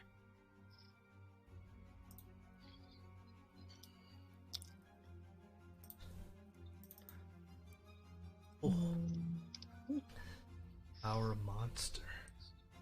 There it is. All right. Yeah. Okay, So is that I'll try what you want to use for this? Yeah. All right. Try it out. Monster, Austin. What? You just said the power of monster. Yeah. What did you say? Are you drinking one? Yeah. And We're not do you sponsored. do you want to use the gloves of Yeah. nano ammo for this, or just use up a crossbow bolt? I'll use the gloves and nano ammo. Okay, so you do not have to worry about consuming ammo or loading. So basically, with the gloves and the plasma crossbow combined, you don't have to worry about ammo, you don't have to worry about loading it, and you don't have to worry about range because it's scoped. So with that, Caro, by all means, I will go ahead and knock off 2 charges from the gloves of nano ammo. Make me 2 attack rolls, and To roll again. Yeah, plus, don't they have that feat that makes them they can shoot twice anyways? Yeah. Pew pew pew pew. That was a 22 and a 15. the 22 hits, the 15 misses. Mhm. Roll for damage, and you may add an extra die of the weapon's type in necrotic damage from the nanomachines. Wow. Yeah, I mean, if Monster wants to sponsor me or us, I accept free Monster for it. Um, 12 damage in all. 10 for regular shot and 2 for necrotic. Okay, 10 for the regular shot, 2 for necrotic? Yeah. Okay. Is there a battle map? Not yet, because this is like a chase right now. Okay. While they do that, I'm going to I'm gonna cast a spell. Have you seen it yet? No, Yeah, it's a preliminary caution because it lasts for an hour, so it should last just fine to getting there. Do I think it's gonna take that long to get there? Make a survival check. So does Caleb see Caro shooting their weapon, or have any indication of that? Not yet. I was about to flavor all that. 14. All right, Lucian. You're not sure how long it's going to take, but it's definitely going to take more than an hour. It's going to, by your math, when you last checked, it was going to take half a day to get there. So even with the group running at full tilt, it's still going to take a few hours. All right, then I'll wait for that. All right, Kero. I'll tell you what. I'm going to flavor your attack, Kero, but just tell me if you think this is out of character, and you can flavor it yourself. Keeping one hand on the reins, you initially reach for your light crossbow, but then instead grab the plasma crossbow that Gil lended you. And activating your nanomachine gloves, you watch as the nanomachines come out in a gray goo and form a plasma bolt in the barrel of the crossbow, and leveling it until you can see one of these saber-tooth cat robots through your scope. And all of you hear this now. You fire a shot, and it cleaves through the shoulder of one of the robots, but with a snarl. While it slows and stumbles, it keeps running. And as you load and fire your second shot, it misses and goes wide. But at this point, you guys hear sustained gunfire from Caro. Caleb, since you mentioned that you were going to pop a peek, you kind of lean out the window to see what's going on, and you see that your carriage is being chased. Can he take a shot with the laser rifle? Absolutely, make an attack roll. That's gonna be a 16. That's a hit. Roll for damage. Alright. 3d8 plus 3. Does this count as a surprise round? No, because they obviously see you, and you now see them, so no surprise, And I unfortunately. assume there's nothing within 5 feet of them. There are the raptors, but they're running away and not really fighting, so I'm not going to count that, I'm afraid. Okay, just making sure.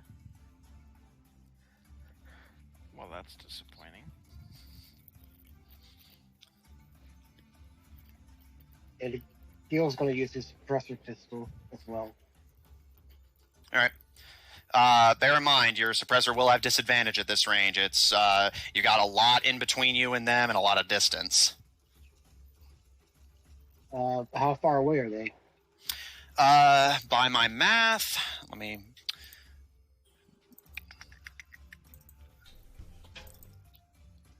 Sorry, I had to pull up the relevant stats. They are... Let's see, and then the carrot...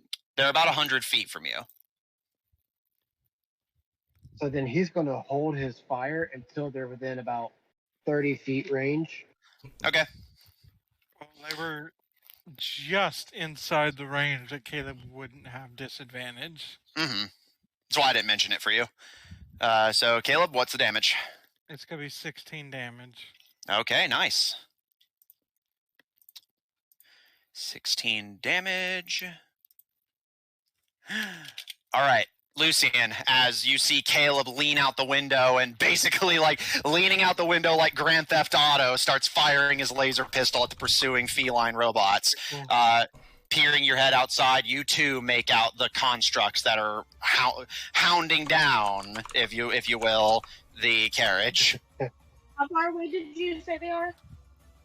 From Gil, they were 100 feet, but from you, they're about 80 feet. Whoa. Perfect. Guiding bolt. All right, roll. The big carriage. Well, bear in mind, Gil's in front of it by a rope pulling it. Let's see, guiding bolt. And we've established that the carriage can fit at least 5 or so people comfortably. Yeah, Caleb was able 22. to fall out and it fit everybody. That's a hit. Roll for damage. Wait, I'm doing this at 3rd level. Okay. So that would be, let's see. 6, 1, 2, 3, 4, 5. I'll help you with the math. Thank you. Ooh, not my best. 10, 13, 16, 17. 17 radiant damage. All right. Lucian, leaning out the window of the other end of the carriage, you fling a guiding bolt at the pursuing Great. robots. Zephyr, as you're startled from your Next reverie. attack has advantage. Noted. Because guiding bolt. Zephyr, as you kind of take in what's going on around you, you see that the group is being pursued. What would you like to do? Nothing. I guess. I mean, sort of. Zephyr's just gonna see how fast they are first. Just gonna watch them. Make a perception check. Do that. I'm decent at that. Good idea. Ooh, 29. Okay. Zephyr, you watch carefully, squinting against the sunlight, as you watch these feline robots bound over the salt flats. Yeah, it's that we're in the sunlight, so 18. Well, still good. Squinting against the sunlight, you watch carefully, and from the looks of it, these creatures are pushing themselves into a dead sprint and are just keeping pace with you. If the party can speed up Butters or Gil, technically Gil, if they can speed up Gil by any means, you could actually outrun these things. The raptors themselves do seem like they're kind of struggling to outrun them, though. But you've seen the raptors go pretty damn fast, so you're confident that if you can speed up Gil, the raptors can start running faster, basically so they don't have to risk outrunning you. And you will likely outrun these things. These things seem like they're pushing themselves a lot harder to go a fraction of the speed that the raptors can go. Mm-hmm. It's just that the Somebody raptors tell are us. trying to maintain their position. Can I make this observation? Hold on, let's see what Zephyr does with it. Seriously. Well, with this observation, Zephyr's going to go back to laying down. Yeah. Okay, now you can roll perception, Lucian. Jesus Christ. At one. At one. Fuck you. Fuck you. Natural 20! All right. See? So 27. You see? I scared the Nat One's away by saying their Yeah. real name. Saying their real name. That's not their real name.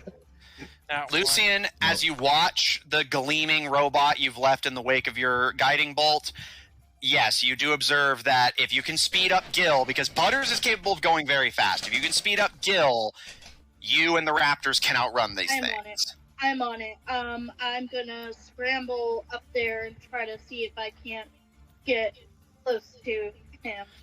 All right, make me an acrobatics check.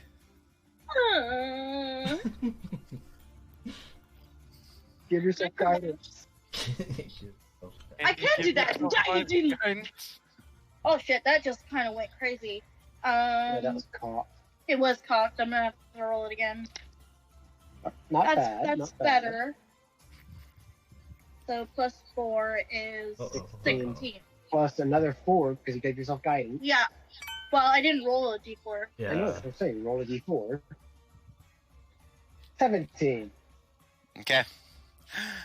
Lucian, you have to kind of lay and carefully, as the salt flats literally just blur beneath you as Gil and Butters sprint for it. Gil holding his suppressor pistol in one hand and ionic axe in the other as he watches over his shoulder. Gil, you see Lucian starting to kind of carefully crawl their way over the fucking bit and brittle towards you. Caro, you actually have to hold the reins in such a way to like stabilize Lucian so they don't fall off. Sorry, excuse me. Sorry, excuse But me. with some help from Caro on the reins and Gil on the bit, Lucian, you are able to get within touching distance of Gil. I don't know why. I know I prepared it, but for some reason it's not on my spells. I was gonna do Expeditious Retreat on Gil, But I you're know I sure prepared it. You're sure you prepared it? Yeah, I'm pretty sure.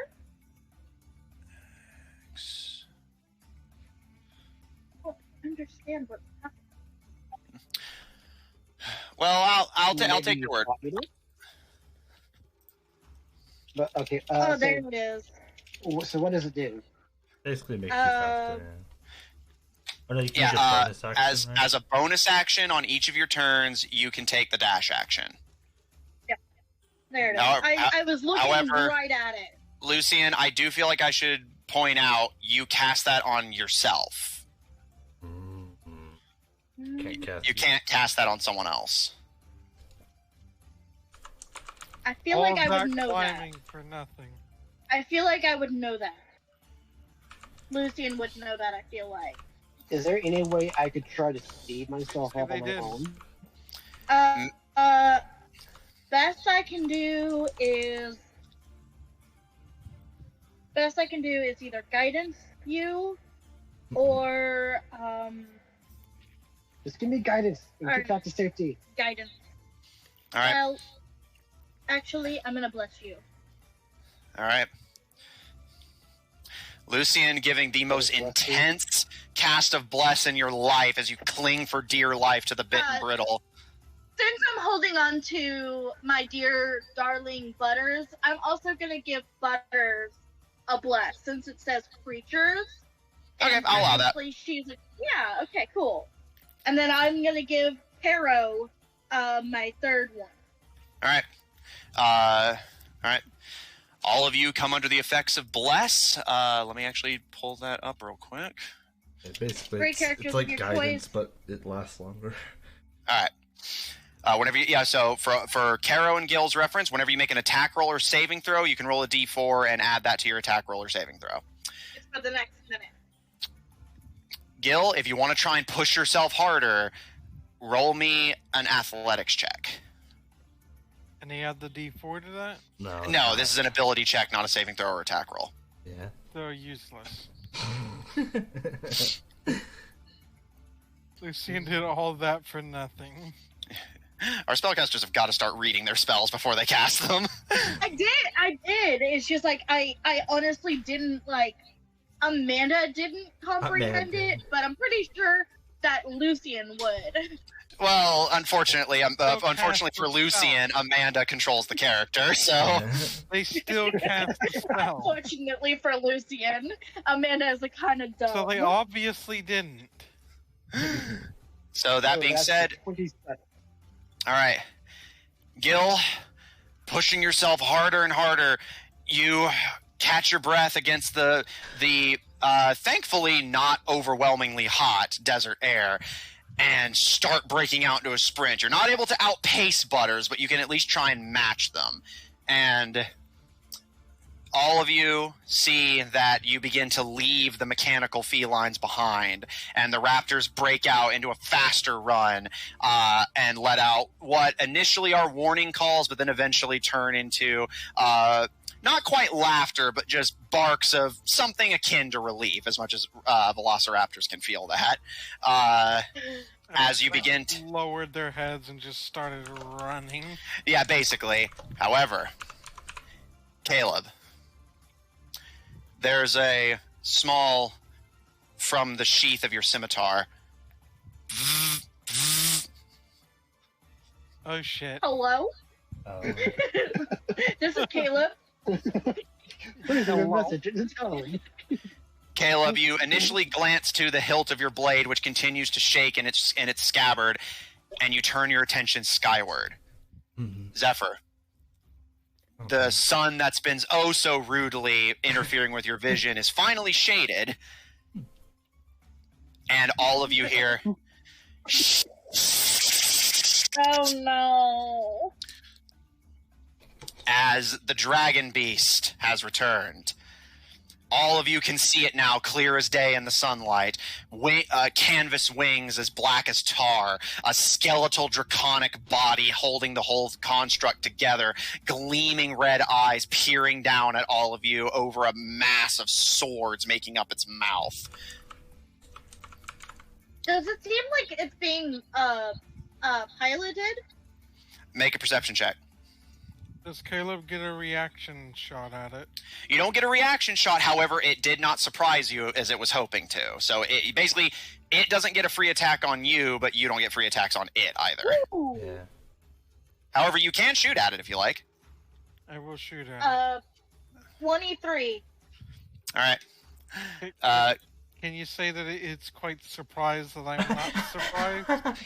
I'm afraid not. It's flying over you. It sees you. I'm afraid. Yeah, but it wasn't expecting me to. It wasn't expecting you to shoot. Yeah. Okay. I'll tell you what. I'll be nice. Use your cunning action to stealth, and then make your attack from stealth, and I'll allow it. Okay. So if you can, Stealth roll? yeah, make a stealth roll. If you can beat its passive, I'll let it slide. I will say you don't have advantage on that too, Why?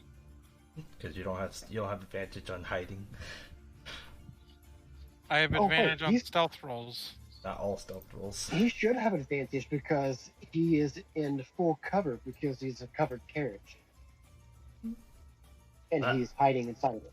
I don't know about cover. I'd be willing to allow that. I was like,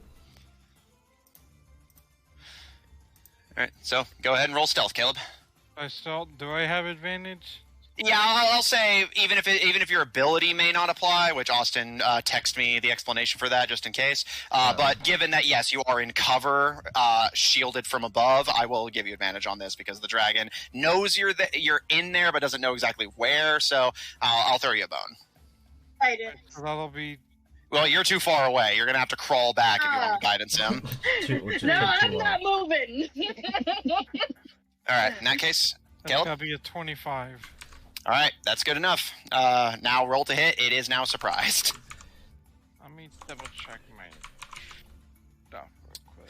And Lucian, while he's getting his attack ready, Lucian, I will say you don't see a pilot. It's big. It's definitely big enough to fit a person, but its design is so minimal. Any hit you score against a creature that is surprised is a critical hit. well, Yep. it's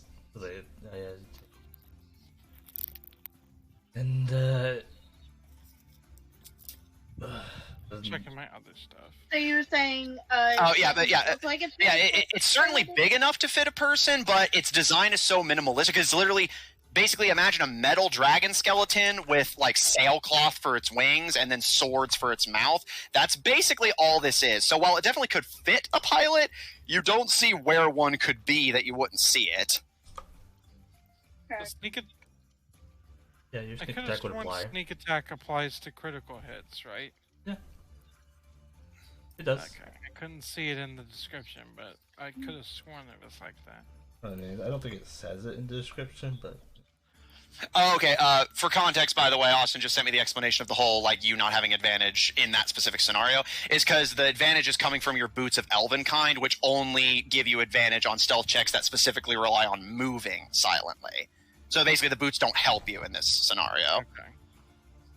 you need the I'm gonna attack cloak with the of elven. laser rifle, you need the Go cloak for to it. hide. and it's gonna be a critical hit. Yep, assuming you hit. I already hit. Remember? What'd you roll? Frickin' 25. You even said it. Oh, you hit. Oh, okay. Sorry. Yes, that's a hit. Well, Wait. I'm the dumbass. Yeah, the 25 I'm the is dumbass. stealth. That was my stealth roll. Never mind. Okay. Don't worry, guys. I'm the dumbass. Yeah, no worries. Go ahead and roll the hit. It's okay, I'm a dumbass too. I'm Don't worry going about to it. use a lucky point.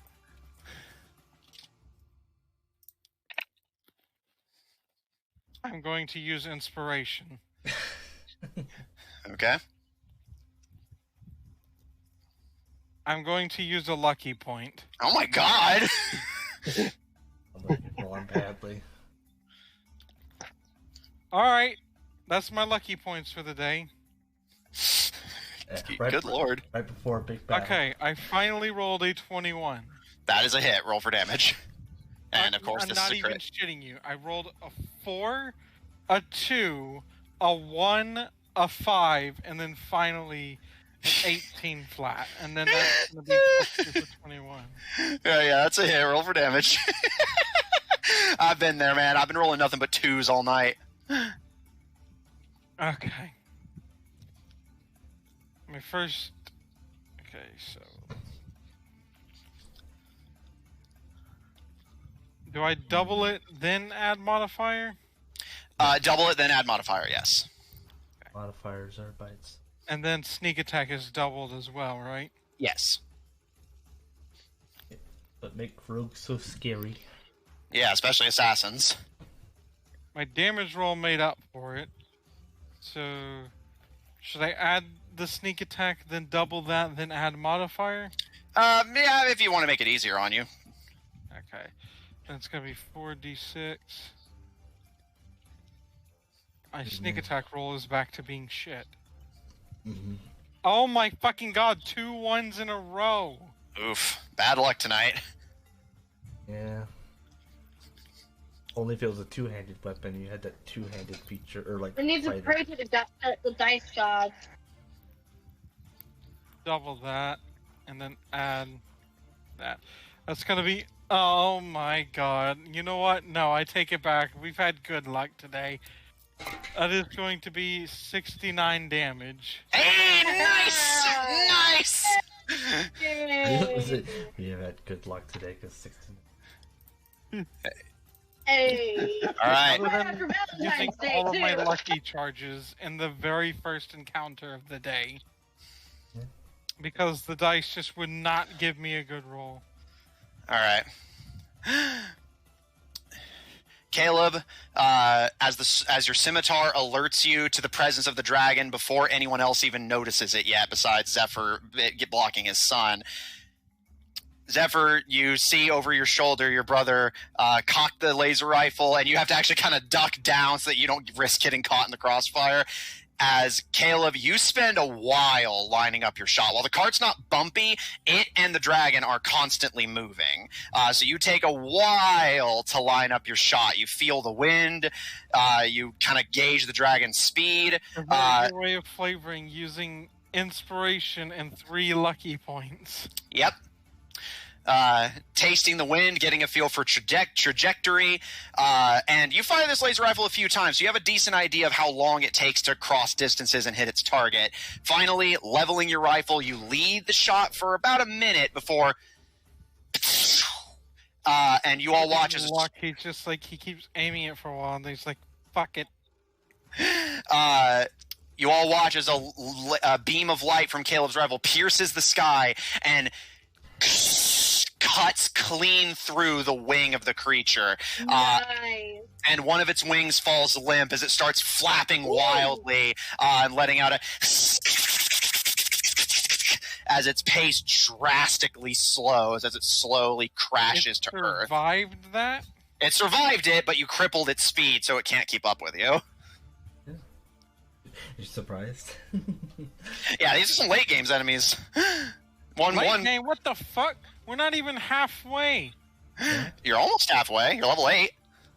Well, you know what they say about almost, Matthew. Okay, Only 1,000 horseshoes and hand grenades. we're which mid-game. Gil has.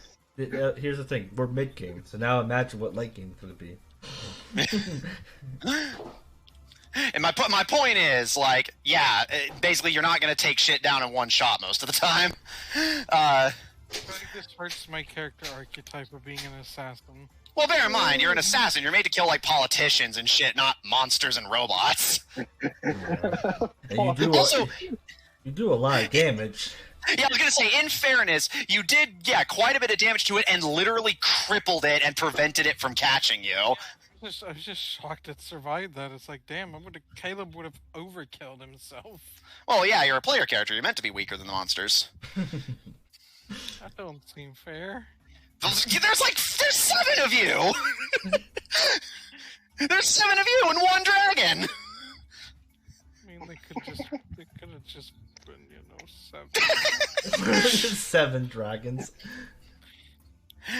Gil, the panic sounds of the raptors begin to subside as the dragon falls to the ground, and if it's still in one piece, it definitely can't catch you now.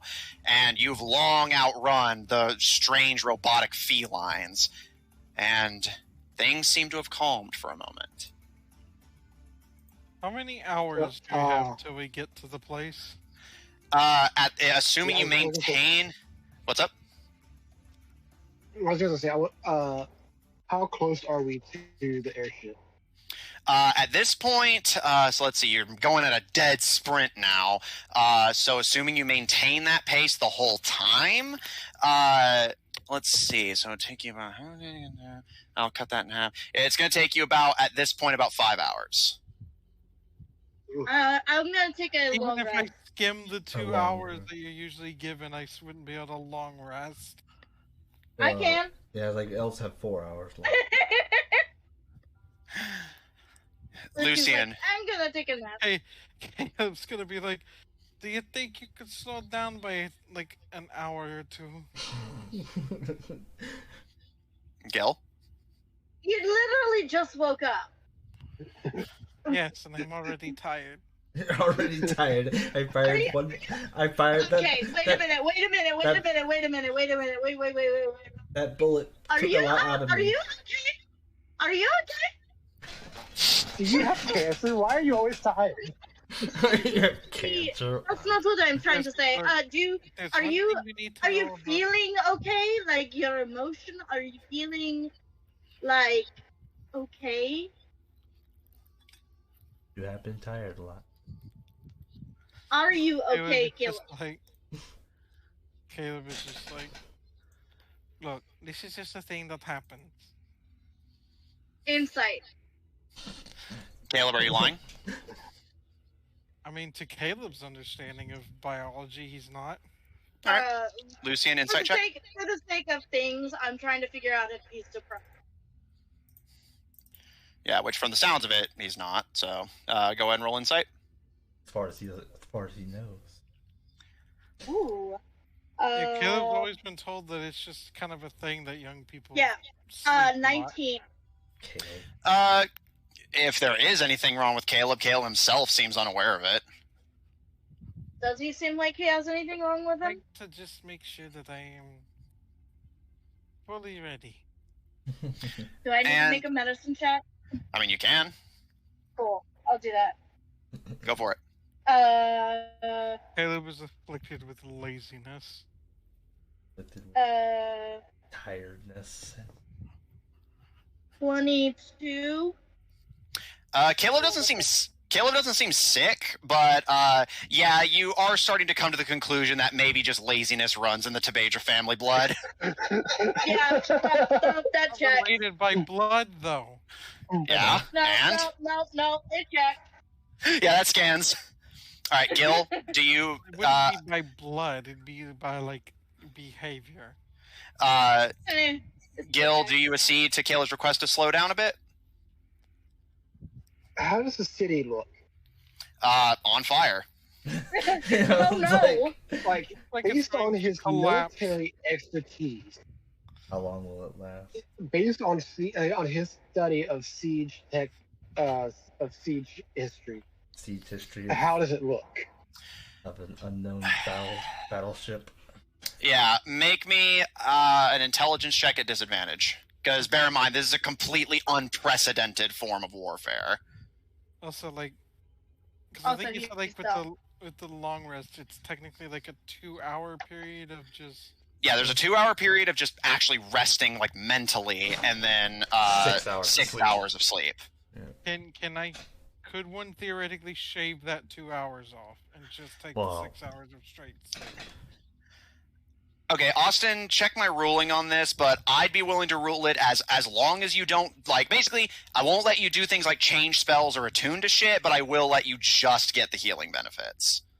Does that seem fair, Austin? The healing benefits? I mean, you can do that in a short rest. So, I mean, but I think he wants the He lucky wants His his, luck points back. Yeah. his- Yeah, if you want your luck points back, then I'm afraid you're going to need to go the full 8 hours.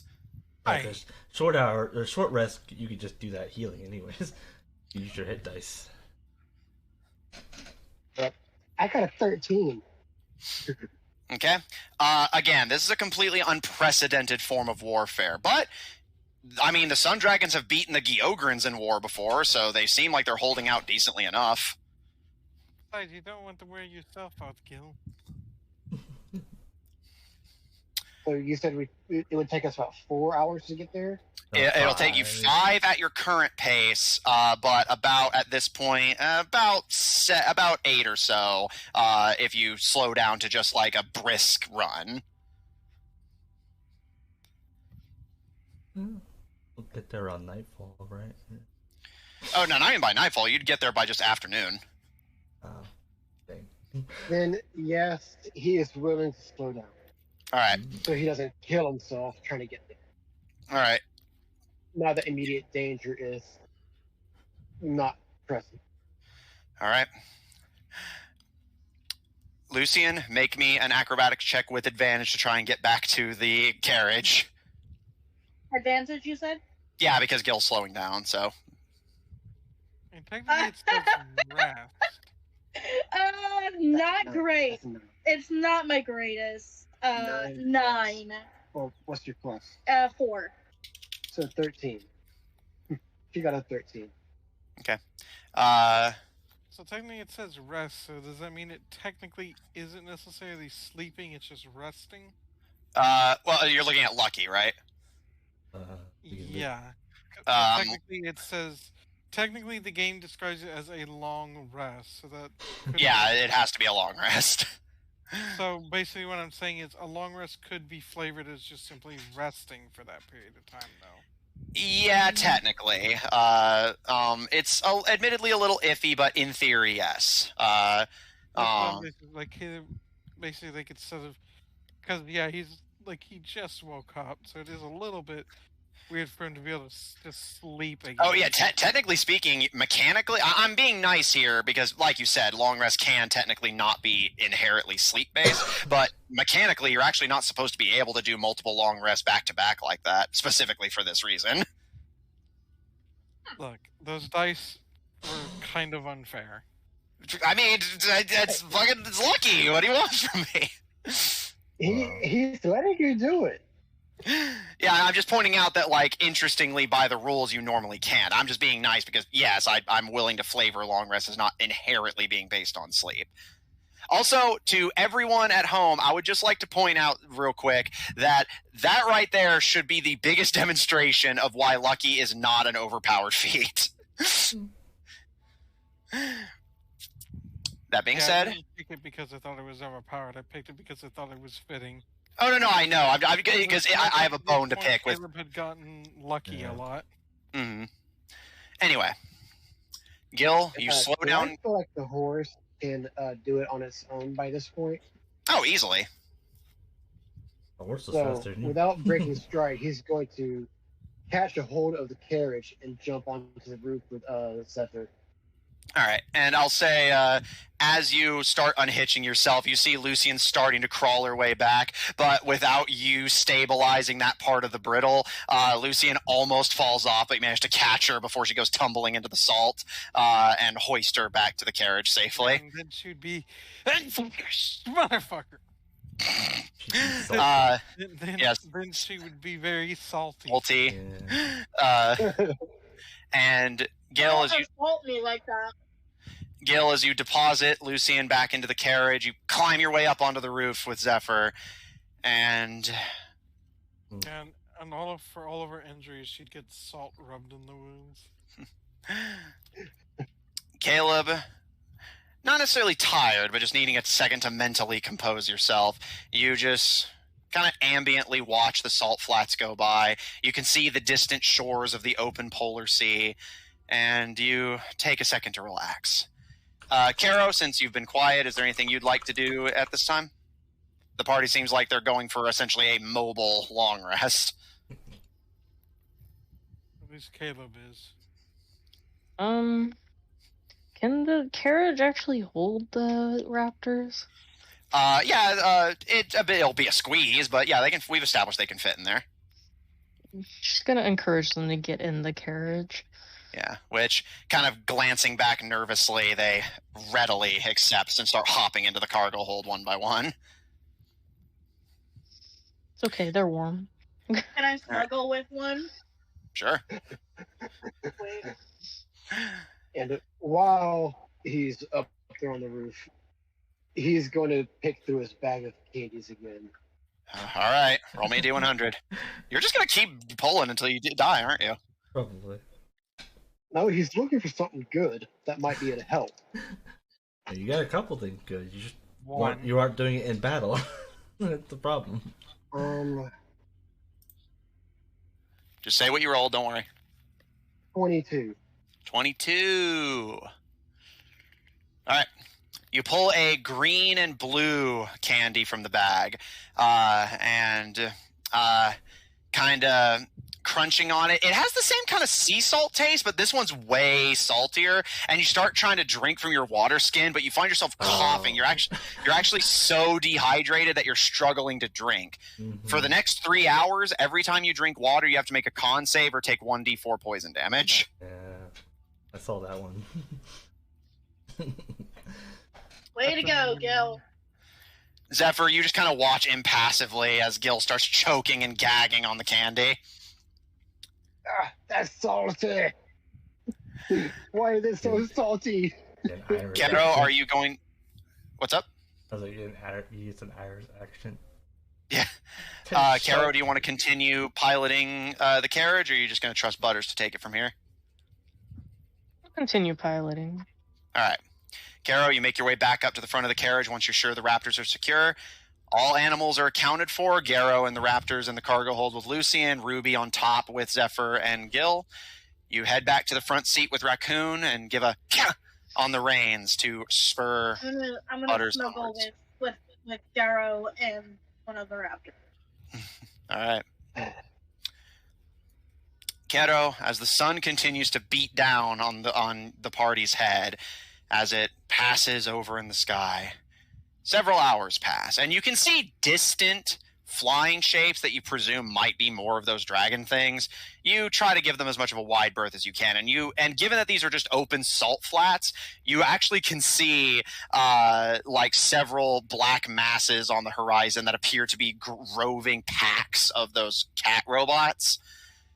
You don't know where these things came from or what the hell they're doing. Definitely not natural, whatever they are. Eventually, the sun's getting to about mid-afternoon now. The salt flats begin to transition beneath the wheels of the cart to sand. The ride is still smooth, but it begins to get a little bit slower going as it's harder to get through sand. Butters starts to kind of slow down a bit, having pushed itself pretty hard and not really had much of a reward At that for it. point, I will get back out and reattach myself, and I will pass it like a carrot or something from my bag. Okay.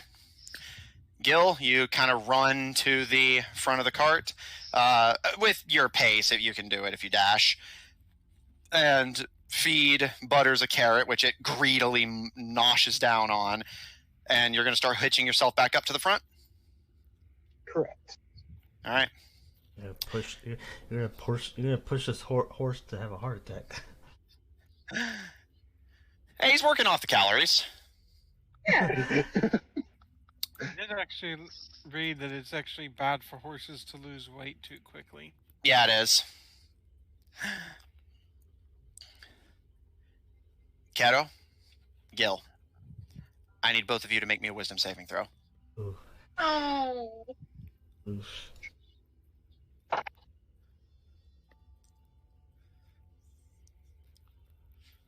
$17. 30-20. Okay.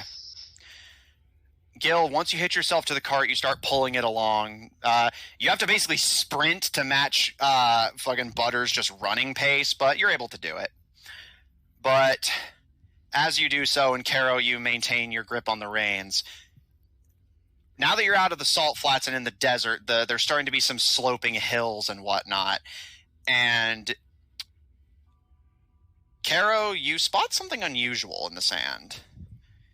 You see what appears to be the small head of a baby doll. A single gleaming blue plastic eye peering out of the left socket, the right one completely empty, revealing a hollow plasticine interior.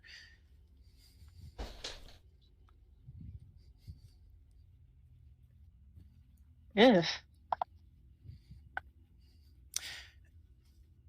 Gil, as you kind of idly look to see what Karo's reacting to, you see it as well. Just this weird, abandoned baby doll head in the sand.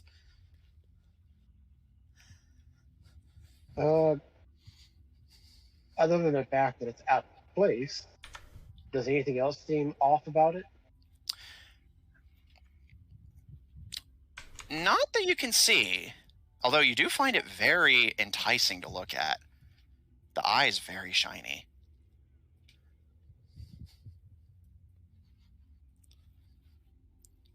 He thinks about it because it's shiny, but he stays on course and keeps running. All right.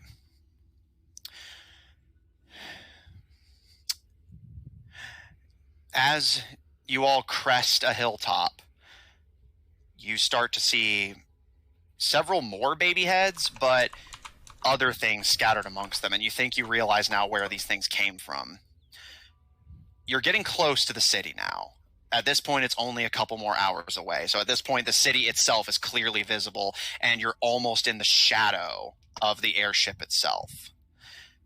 The airship is clearly visible to you now, with the city at its heels. And between yourselves and the airship is a field of scattered things. You see bags of food, torn clothes, broken toys. Gil, you've seen this before, and while Karo, I don't know if you've had personal experience with it, but it's definitely something you can piece together.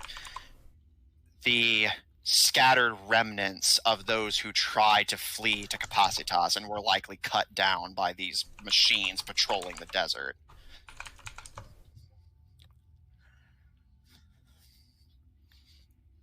Gil is going to decide, because you said we're underneath the airship, correct? Not quite, but you're about to be.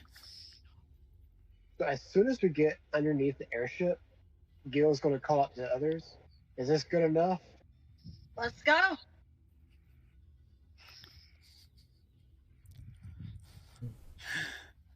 Okay.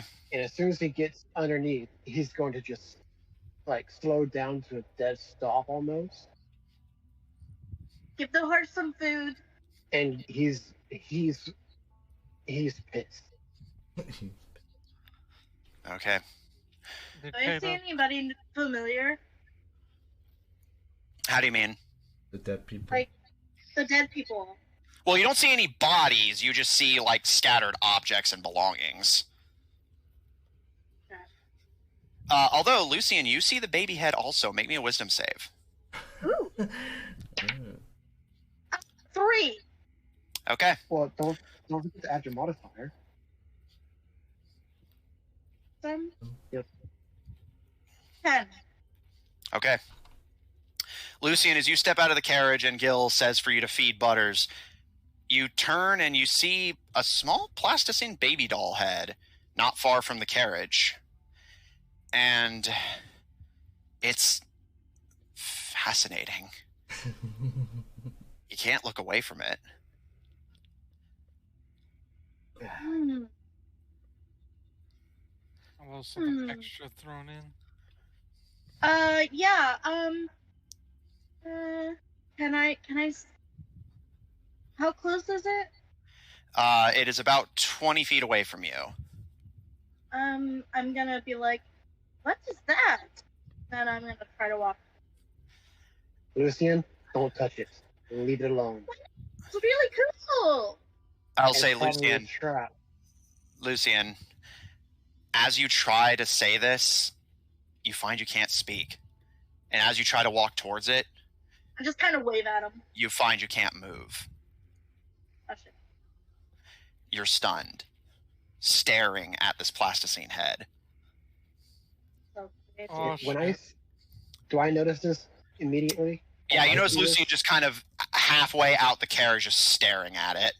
He starts dissociating. I am going to go over to Lucian, cover her eyes, and pull her out of the carriage and turn her so she's back, like her back is to the head.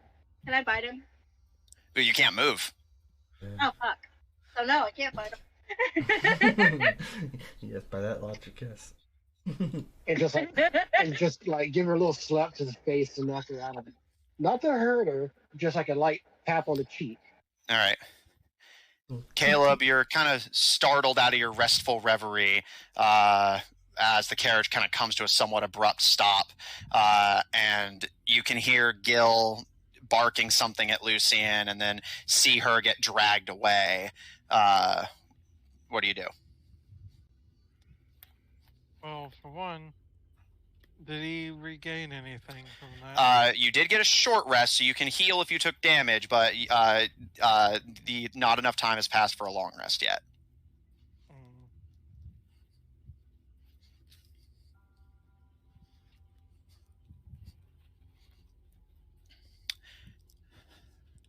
I really wish I didn't use all three of those. I should have just accepted the fail. I mean, you shot it out of the sky. That was pretty good. Yeah. I accepted my 3. Zephyr, what do you do? Or what are you doing? I think I'm gonna put this one on time out. Yep. Zephyr's gonna wait. Just laying in the bed of the truck, top of the truck, just waiting. All right. Zephyr, you look up at the sky, and yeah, you can see that the party is on the horizon of Troppu's airship now. And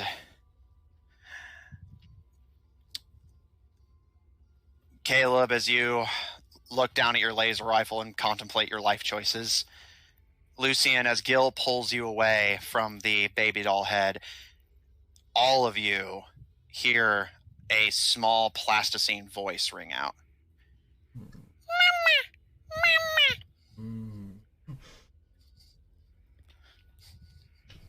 Can I take out my suppressor pistol and shoot it?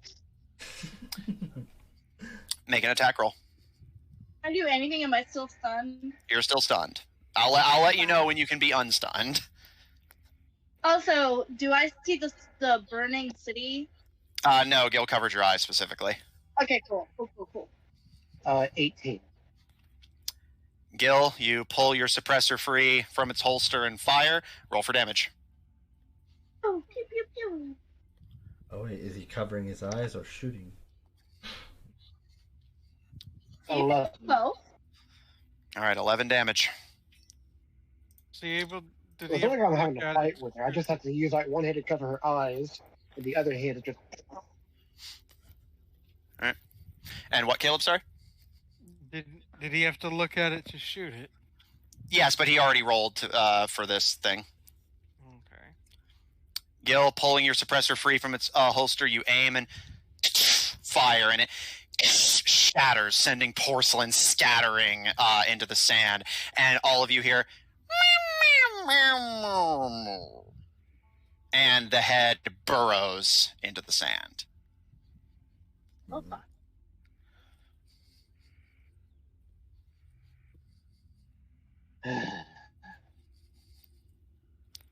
Everybody ready? Lucian's still stunned, so no.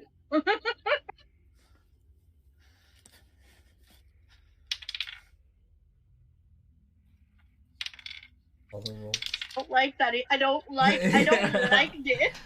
I don't like what I'm hearing.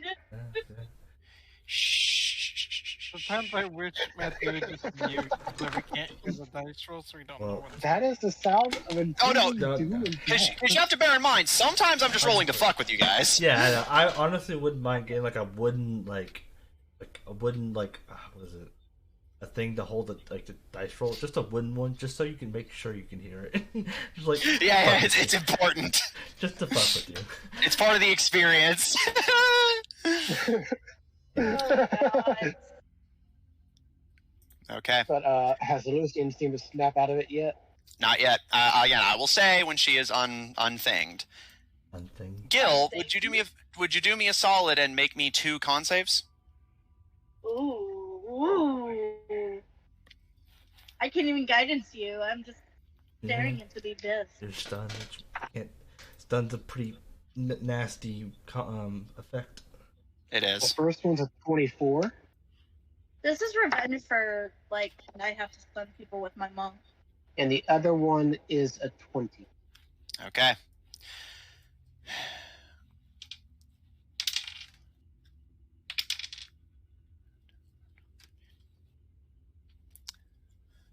Okay.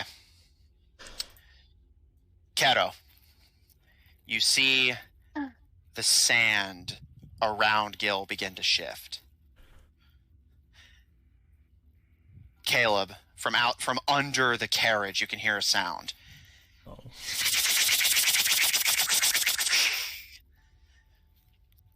Lucian, through your stunned reverie, you can hear the sound of metallic kung, kung, kung, kung, kung.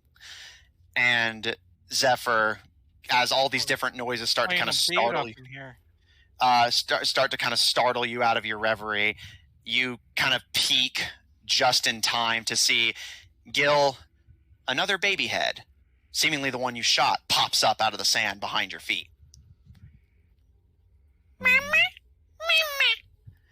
And all of you watch as metallic claws emerge around Gil and dig into his sides.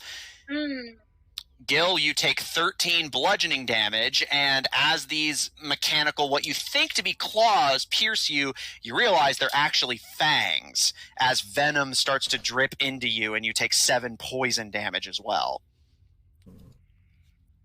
Gil can take that. He's got And as this thing releases its grip on Gil, it starts to unburrow itself from the sand, allowing all of you to take in its awful, horrifying form. Whereas most of the creatures you've seen up to this point have definitely been junk punk works of just stitching metal and cloth together, this is by far the worst. You see that it has a form vaguely resembling that of a cobra, with a hood made of barbed wire and metal rods. However, the cloth that makes up the hood and scales appear to be stitched together patchworks from the various clothing that has been abandoned out here in the desert by previous victims of these mechanical monstrosities. And this weird little porcelain baby head sits protected by metallic claws and all the cloth that it's stitched to itself, opening up like playing a horrifying game of peekaboo. As it protectively clasps the cloth around its porcelain head and begins to look around and opens up its hood. And Caleb and Zephyr, make me wisdom saves, please. It's a danger noodle. Yeah. And I want to rage at this point. Alright. Wisdom saves. Bad. Not good at wisdom. Nope. I feel like these are going to be encounters that were made for lucky. You have some little fight that draws all my points away, and then you have the real fight. I mean, that's literally just standard Dungeons & Dragons design. Set up some smaller fights and then have the big one once the party's on their last legs. Yeah. What is it, a wisdom save? Yeah, wisdom save. Yep. Caleb is not good at wisdom saves. I really wish I had lucky points right now. Yeah. Don't we all? I rolled I have a inspiration, 5. but I'm saving. Rogues are probably out of the commission because I rolled a 10. All right. Zephyr, Caleb, as your attention is drawn to the creature, you see the flash of its blue eye, and both of you fall limp, stunned. I mean, technically Caleb hadn't gotten out of the cart yet, so... Yeah, but you're able to see it, so... Yeah, what you see, it's Yeah, but gotcha. at least he's unconscious in the cart. I would like everyone to please roll for initiative. Do me and What's that Zephyr roll roll make? initiative with us being paralyzed? Yes, yeah. because you can roll to try and resist it. Yeah, right. Okay, Was get I advantage able to on initiative. rage? What's up, Gil? What's the rage? Was I able to rage? Not before the fight started. The creature ambushed you. But I'm supposed to be immune to being ambushed. Well, because bear in mind, he saw it coming, so it wasn't a surprise round, technically. Gil literally turned his attention away from the thing, and then it attacked him. Okay. So I'm gonna get a 21 on initiative. All right.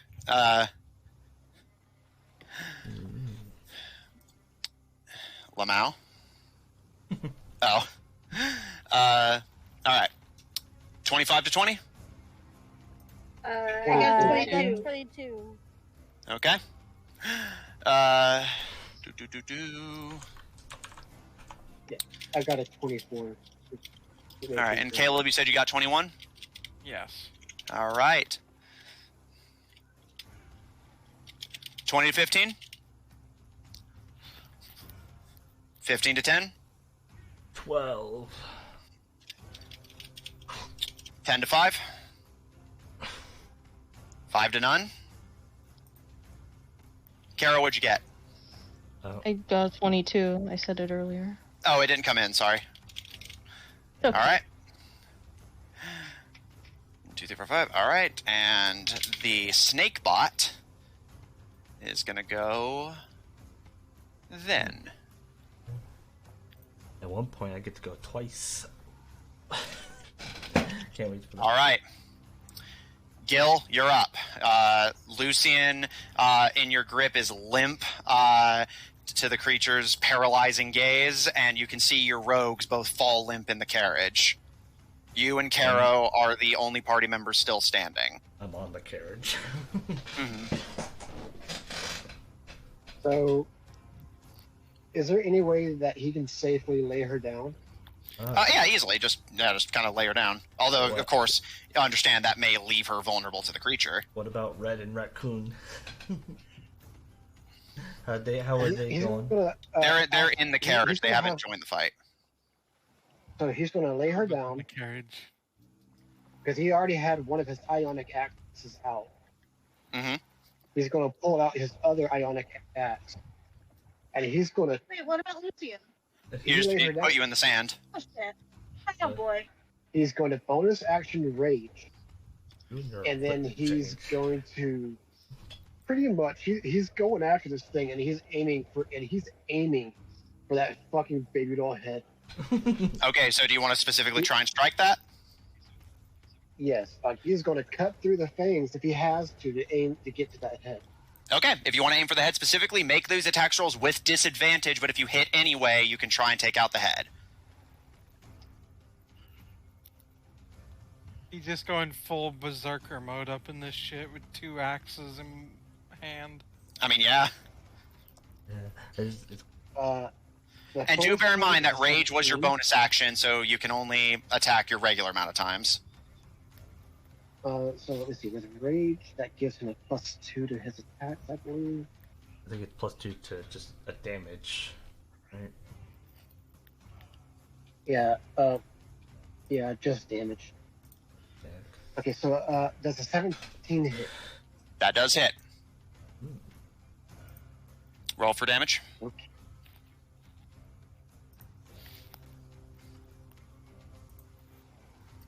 Mm-hmm.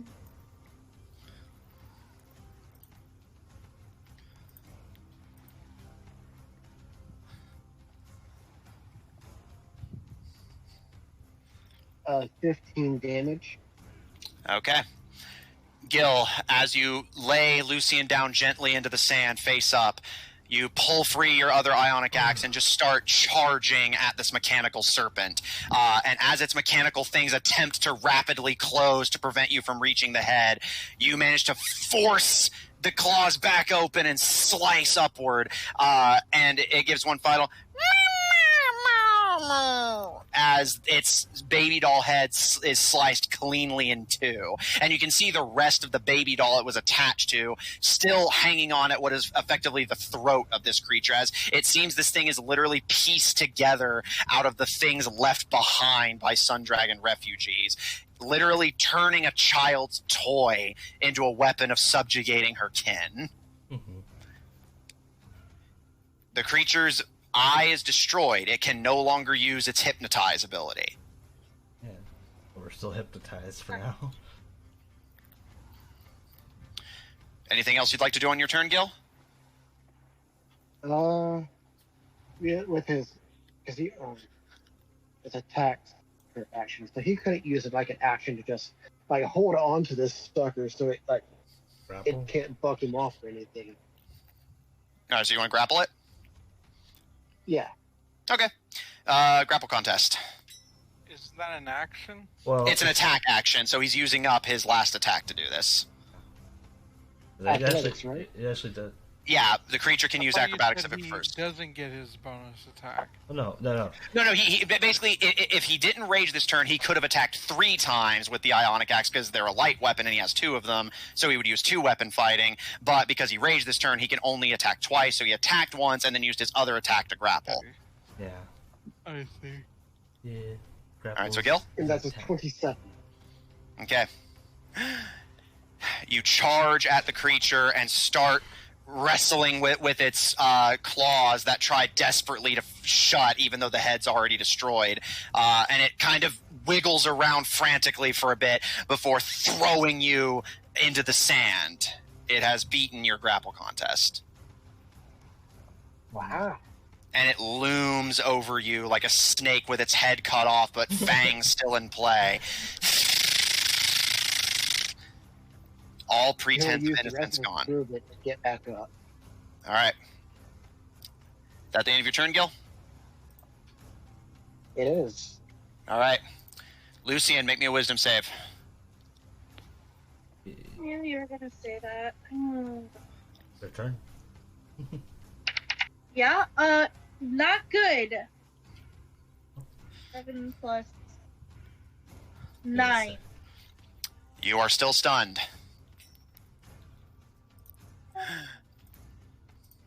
Could I use my inspiration to reroll? Sure. That's what inspiration does. Yeah, that's what inspiration's for. Go for it. Oh, that's much better. 23. 3, yeah. All right. Your fucking inspiration didn't roll a goddamn 1. Lucian, you have to take several seconds to force your body to start moving again, but you are able to force yourself to start moving and shaking your limbs, restoring control of your body. However, that is the end of your turn. However, you are not only you are no longer stunned. You took your entire turn to break it. Yep. Mm-hmm. Breaking this stuff's not fun. I mean, Yeah, no. Stunned is a brutal status effect to get hit by. Yeah, stunned by itself also, because I think there's like very little to even counter stun. Yeah. Keto, you're up, and you're one of the few party members standing. You're at the seat of the carriage. This creature is currently 15 feet from you. Oh, I'm gonna try to shoot it. All right. Same deal as before. Nanomachines and plasma crossbow. All right. Roll to hit. 18. That is a hit on the first one. And remember that you have the extra necrotic if you want to... 23 on the second one. That's also a hit. Roll for damage. And again, you have an extra roll of necrotic die for both of these.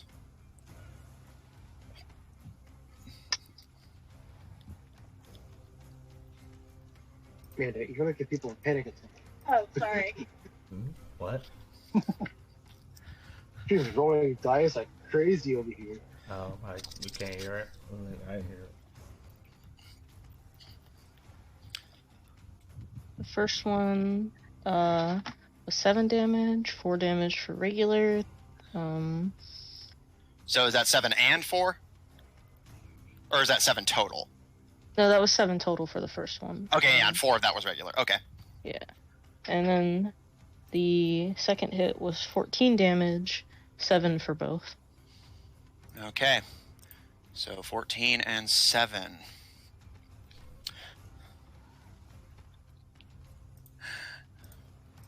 Minus Get rid of these 14. post-it notes finally. And Keto, do you want to try and apply poison here? Sure. Con save, which it succeeds. Like, you want to apply poison, not knowing it's like it heals from poison. Thank you. Hey, I'm the DM. I can lead my group astray once in a while. Yeah. I know. I would do it. Is that the end of your turn, Caro? Anything else you'd like to do? No. Okay.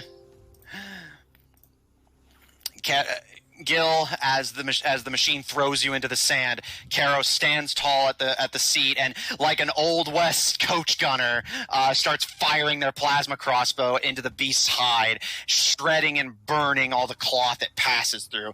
The machine doesn't appear particularly durable.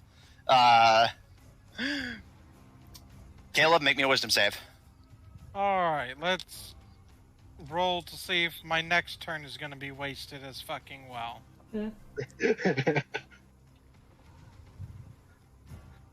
Oh, what do you fucking know? Of fucking course, it's a goddamn 3. All right. Well, I guess I'll go ahead and head off because I'm not gonna get another fucking chance tonight. I can tell you that right the fuck now. The serpent. Really? Yes. The serpent is going to. Oh, what is it going to do?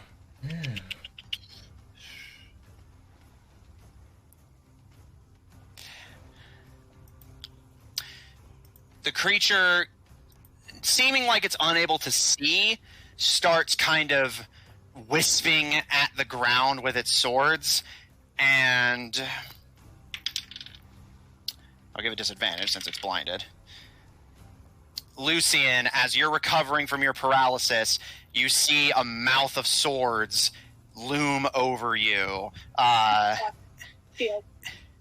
And all right, you throw up your shield as it brings its mechanical pipe fangs to bear on you. The fangs, quote unquote, of the serpent tipped with metal that drips with some sort of poison. So with shield, that would make your AC 22. 22? All right. What? 22. What, you mean 21? Yeah, it's no, 17 plus 5 is 22, right? Yep. Oh, I It's see. 22. What's going on. I see what's going on. Okay. Did I do something wrong? No. No. I looked at. I was like, I was curious myself, but you didn't have the armor on at one point. Okay. So with your AC being 22, it's going to try and make some attacks on you. Okay. It does have advantage because you are prone.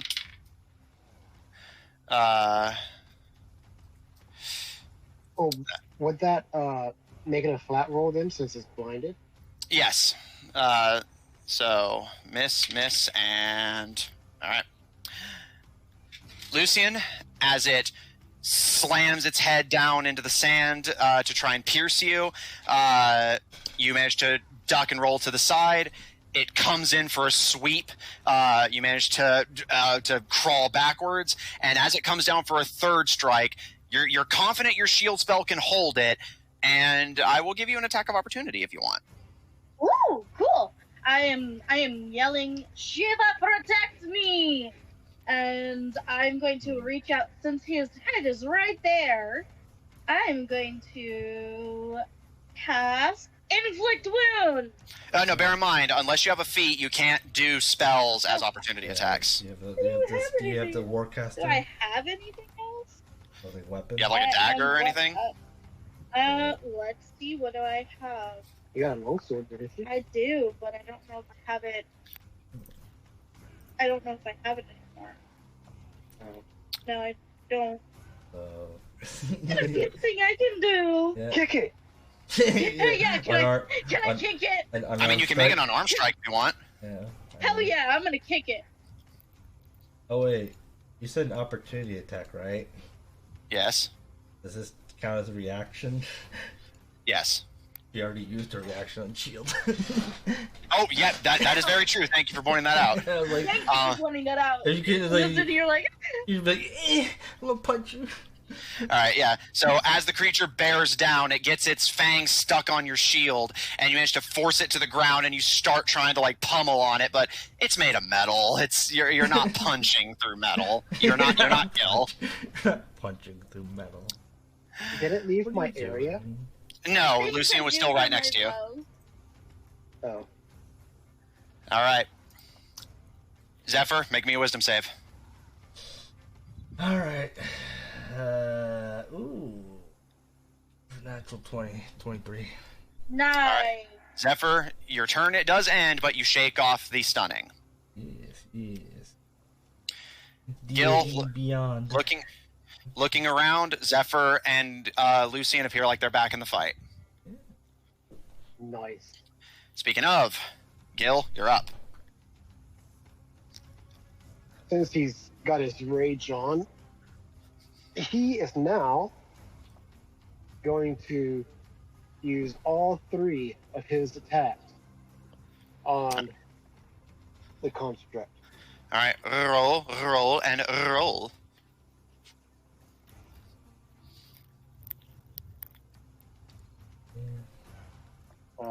22 on the first one. That's a hit. 29 That's a on hit. the second.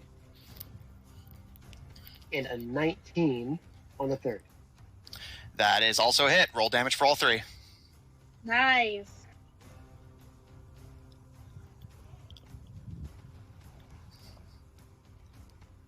That's the modifiers indicative. Interesting. Weapon fighting. Interesting. So that is, I want to see, 10 on the, 12 because of the +2 on Okay. the first hit. Okay. Third one, you don't add your modifier. Yeah, do keep that in mind. All right, so 12 on the first. I don't add the modifier So on it's the plus you don't add. Yeah, So it's the just for plus. that.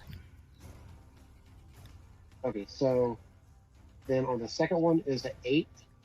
Okay. Oh, no, 10 because of the +2 from the rage. Okay.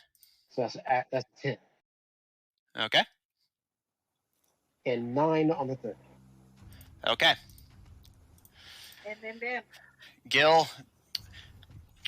adjusting your grip on your second ionic axe. You're starting to get a feel for these babies now, and you slice, you dice, you basically become a flurry of plasma as you basically whirlwind into this beast, and it lets out a hideous similar to the dragon beast, the sound of pistons and steam whirring as it recoils blindly from your strikes. You're actually burning through a good chunk of the cloth, revealing what is essentially a giant metallic snake skeleton acting as the support structure of the whole thing. Its structure actually reminds you a lot about how a ship would be built. A lot of robots. Interesting.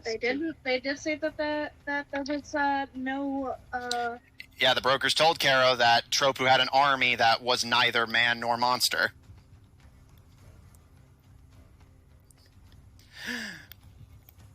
That the end of your turn, Gil? Yeah, there's nothing else you can really do, so yeah. All right. Lucian/Caro, you're up. You can decide who goes first. You want to go first, Carol? Either's good with me, whatever you want to do. Okay. I'll go first. All right. Never mind, you are prone. Yeah.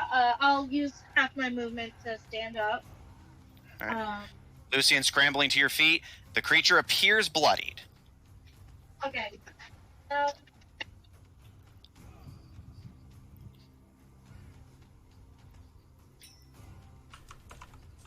You cut out, but Caro, Caro, do you want to take your shots at it? Can you hear her? No. No. She wants to Hello? call the dead. Can you hear me now? Oh, Toll the Dead? Okay. Yeah. All right. Is that I a... need to do a wisdom saving throw. Toll the I Dead. haven't done this yet. I'm very excited. All right, succeed on a wisdom save or take necrotic damage. If it's missing any hit points, takes it. Okay. Yep, and it doesn't specify this doesn't work on constructs. Okay. Wisdom save. What's the DC? 15. It succeeds. Barely. Damn. Nothing. So nada. Lucian, Me you... trying to save spells. Yeah, Lucian, you hold out your hands, and a spectral bell appears over the creature and lets out an ominous boom, boom. But the creature just kind of whirls around blindly and doesn't seem to quite literally heed the tolling bell. Okay. All right, Caro, or rather, I'm gonna use the rest of my move movement to kind of get out of its range. All right, it will. It may try to get an opportunity attack. Oh, well, fuck that. So, Okay. No. So you're gonna stay where you are? Yeah. Okay.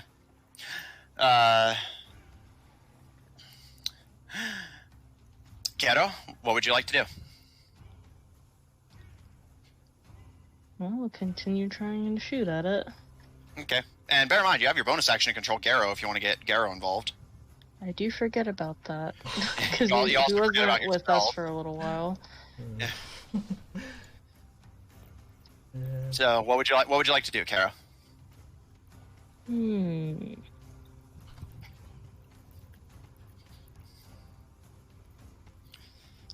second, I'm reading. Mm-hmm. Do what you gotta do.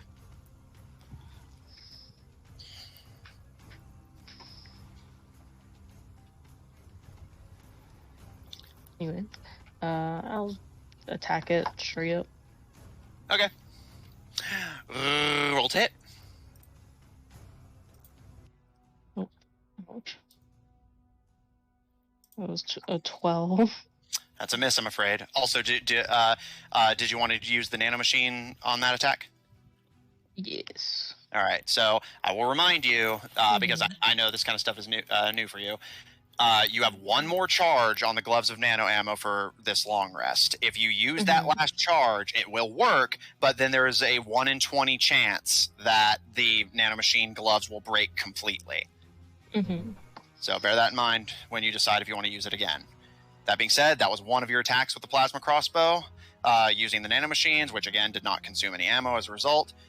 What would you like to do now?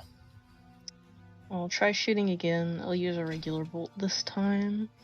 All right, kind of carefully loading a crossbow, which thankfully fits into the barrel, if a little loosely. Leveling your crossbow, you fire.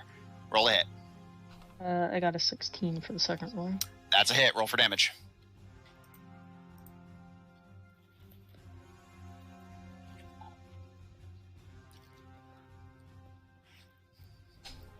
I have placed my dice. You can roll on D&D Beyond, right? Yeah, just literally hit the damage button next to the hit DC. Yeah. Very simple. Mm-hmm. You actually right click and like modify it. Yeah, if you have any like special things to it. Self-advantage or disadvantage. I see. Nice. What'd you get? That was a 9. 9, nice. All right, Caro, kind of taking a second to calm yourself and looking through the scope. You don't use the nanomachines for this one. You fire, and your trusty crossbow bolt flies true and sticks into the metallic endoskeleton, and the creature gives another as it reels and recoils like a snake gone mad. Anything else on your turn?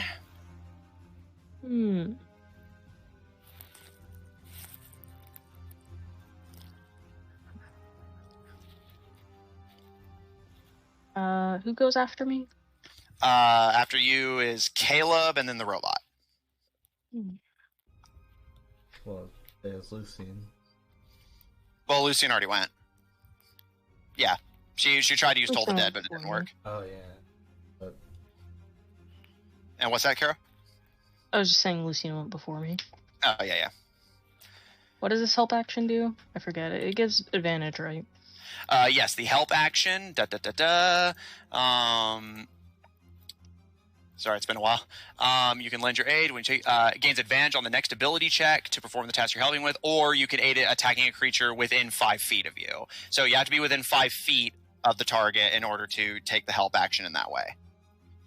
Okay. I'm gonna have him move over to Caleb.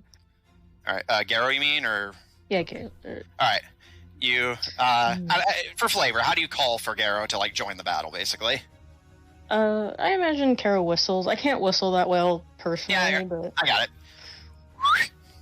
And Garrow immediately stands at attention in the cargo hold and kind of claws over the carriage seats to kind of check on Caleb. And you just want them to stay next to Caleb? wanted to. How far away was he? Caleb is from you or from Garrow? Garrow, like, how far did Garrow move? 5 feet. Okay. So, I was gonna have him use the help. Okay. So he's gonna try and help Caleb out of his reverie. Yes. Okay. Garrow can actually do that on their turn using their action. So Garrow kind of paws at Caleb, and then finally, just not hard enough to hurt him, but enough to do some damage, baps him on the head, and Caleb kind of startles out of his hypnotism and scrambles to his feet and grabs his rifle. That being said, is that the end of your turn, Carol? Yeah. It is now Caleb's turn. Caleb kicks open the door of the carriage and is going to take a shot at the creature.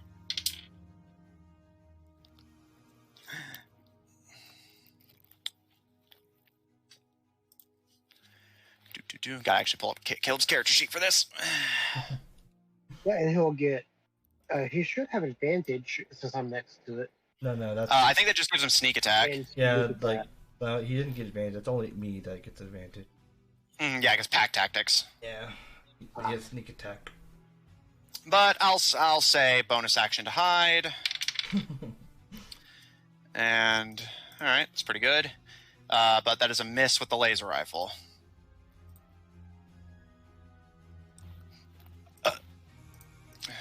Okay. That's it for Caleb. It is now the robot's turn. The automaton is going to... Seeing that it is not doing so good,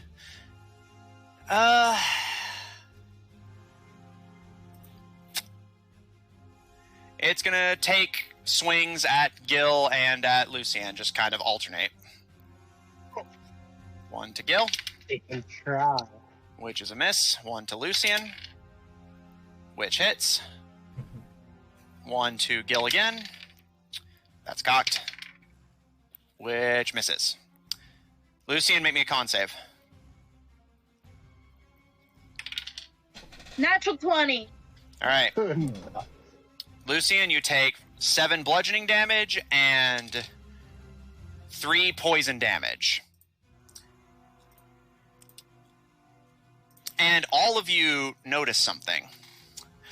The creature, as it lunges at Lucien, it tears into her side. And Gil, you notice something. It seems like it's still able to navigate in some way, despite you seemingly removing its eyes. But despite that, it's not aiming for Lucien's center mass. It's just scraped its fangs along her side, and it did the same thing to you when it struck you. And you see now why. This hadn't happened with you because you don't wear a shirt, but as it pulls away from Lucien, you see it pull shreds of her dress with it. And you watch as the robot starts to stitch Lucien's dress into the holes you guys are creating in its hide. I'm gonna yell at it. I just bought this dress! If only if you had mending. You know what, Zephyr? You can just be quiet. Speaking of, Zephyr, you're up. Gil on deck. Zephyr has his turn. Yeah, you are prone, but that's the only thing you have to contend with. Oh, I'm prone. Okay.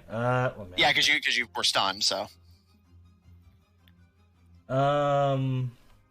Yes. Well, yeah. I will get up. Yes. All right, standing to your feet, you see the creature's hood is now closed protectively around itself, only opening to bite, as it has taken shreds of Lucien's dress with it and is now stitching them into itself. Alright.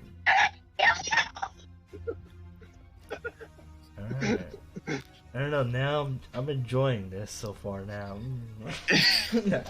So is Gil. Yeah, Which pieces did it take? Oh. I was just enjoying the fact that Lucy's angry. Wow, thanks. Yeah. Hey! What? Hey, he's being nice. Yeah. Let's see here. I guess I'll pull out my crossbow and shoot the man. Shoot the man. Shoot the man-made creature. Roll to hit. Who knows it's man-made?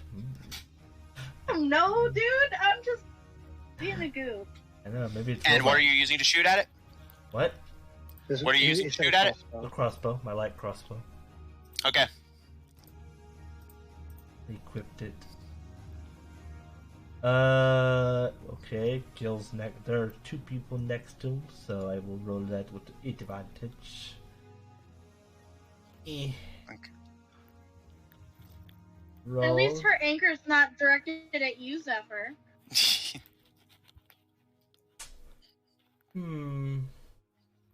16.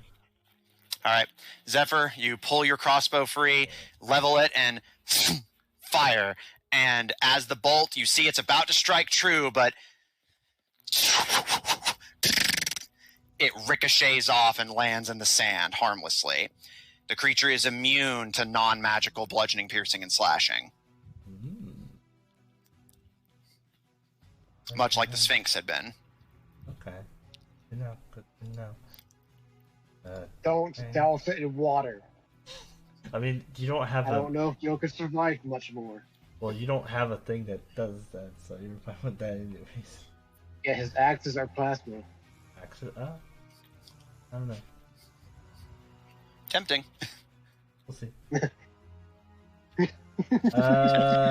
Let's see. Well, I will use my, bonus action, not that I've learned this. Let's see what object I can use here. I could, douse it with water, but...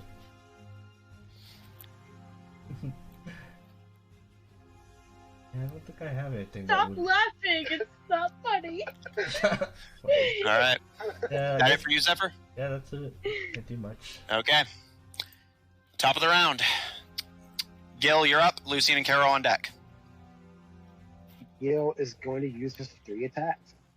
Roll to hit.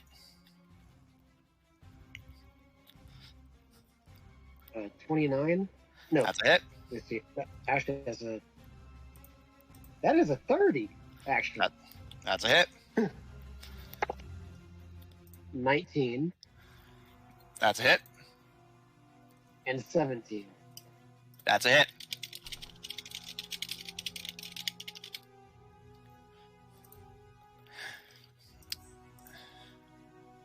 Roll for damage, my fine fellow. The first one is 16 damage. 16. Slice through the freshly sewn dress fabric. And the second one is 8. Slice upwards into its mechanical spine. And the next one is 5. And finally, down the side of it. The creature is recoiling, hissing, and wildly flailing. It's on its last legs. Lucian! Carol, take it out! Speaking of, Lucian, Caro, which of you would like to go first? I will go first. I'm so mad. All right. Caro, is that okay with you? Dress. Yeah, I'm good. All right, Lucian, what are you gonna do? Have fun. All right. How close does it look like to death? I mean, it looks like it's on its last legs. That's all I'm gonna give you. Okay, I'm going to, because I am so mad, I'm going to, let's do,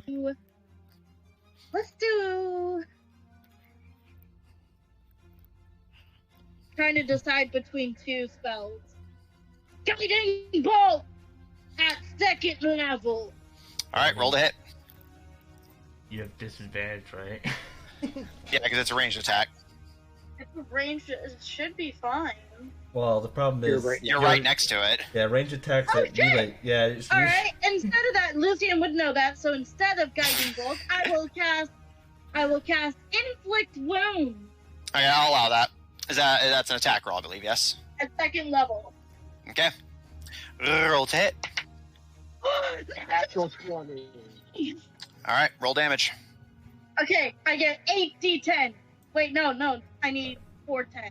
Where's my 10? Here, I got you. No, 10. 410, then you double it. Double, yeah. Ooh, 2 8, 24, 48 damage. 48 total. 40, That's 48 necrotic. necrotic damage. And she just screams, I hate you! Lucian, how do you want to do this? She's like putting both of her hands on the mechanical snake, and she just like grabs it by its hood and just screams, "You want me to?"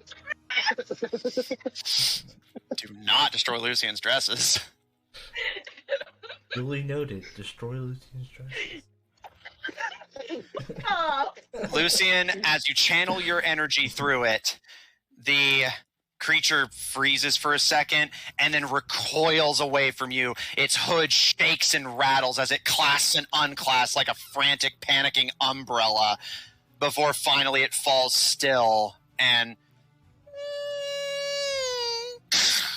collapses lifelessly into the sand. And Gil, Caro, Lucian, as its massive head lands in the sand, you're able to see the top of its head. Not the baby head that was implanted in essentially the throat, the actual base of the mechanical hood, basically. Think of it like the tip of the umbrella upside down. And you see it literally branded onto it the familiar sigil of a monocle with a bolt of lightning.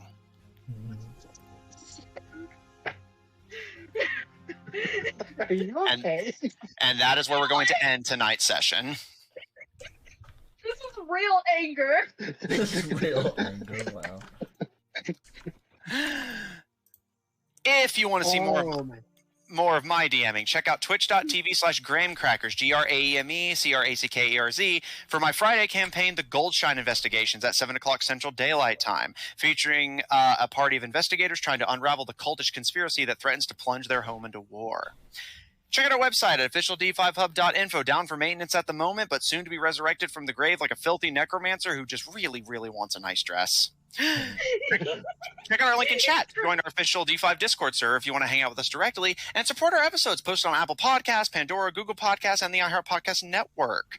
For our audio listeners, catch us live on Tuesdays at 9:30 Central Daylight Time on twitch.tv/Odd Tornado Productions, and check out Odd Tornado Productions official on Tumblr to find links to our other works, including our Kobold Rogues Twitch channel at twitch.tv/AustinFreak123. If you enjoy what we do, please support us on Patreon. That link's about to be posted in chat, or on Ko-fi at kofi.com/Odd Tornado Productions, and follow us on Twitter at twitter.com/TornadoOdd. TNO are in fact capitalized.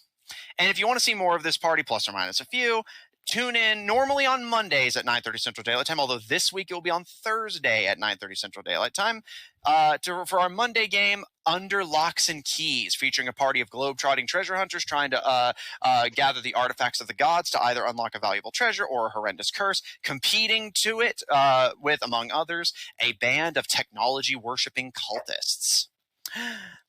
Thanks, everyone at the table, so much for playing. Thanks, everyone at home, so much for watching. And we'll see you all next week. Oh, you're doing tomorrow? Well, yes, I but will that's be usually what I available. say, so.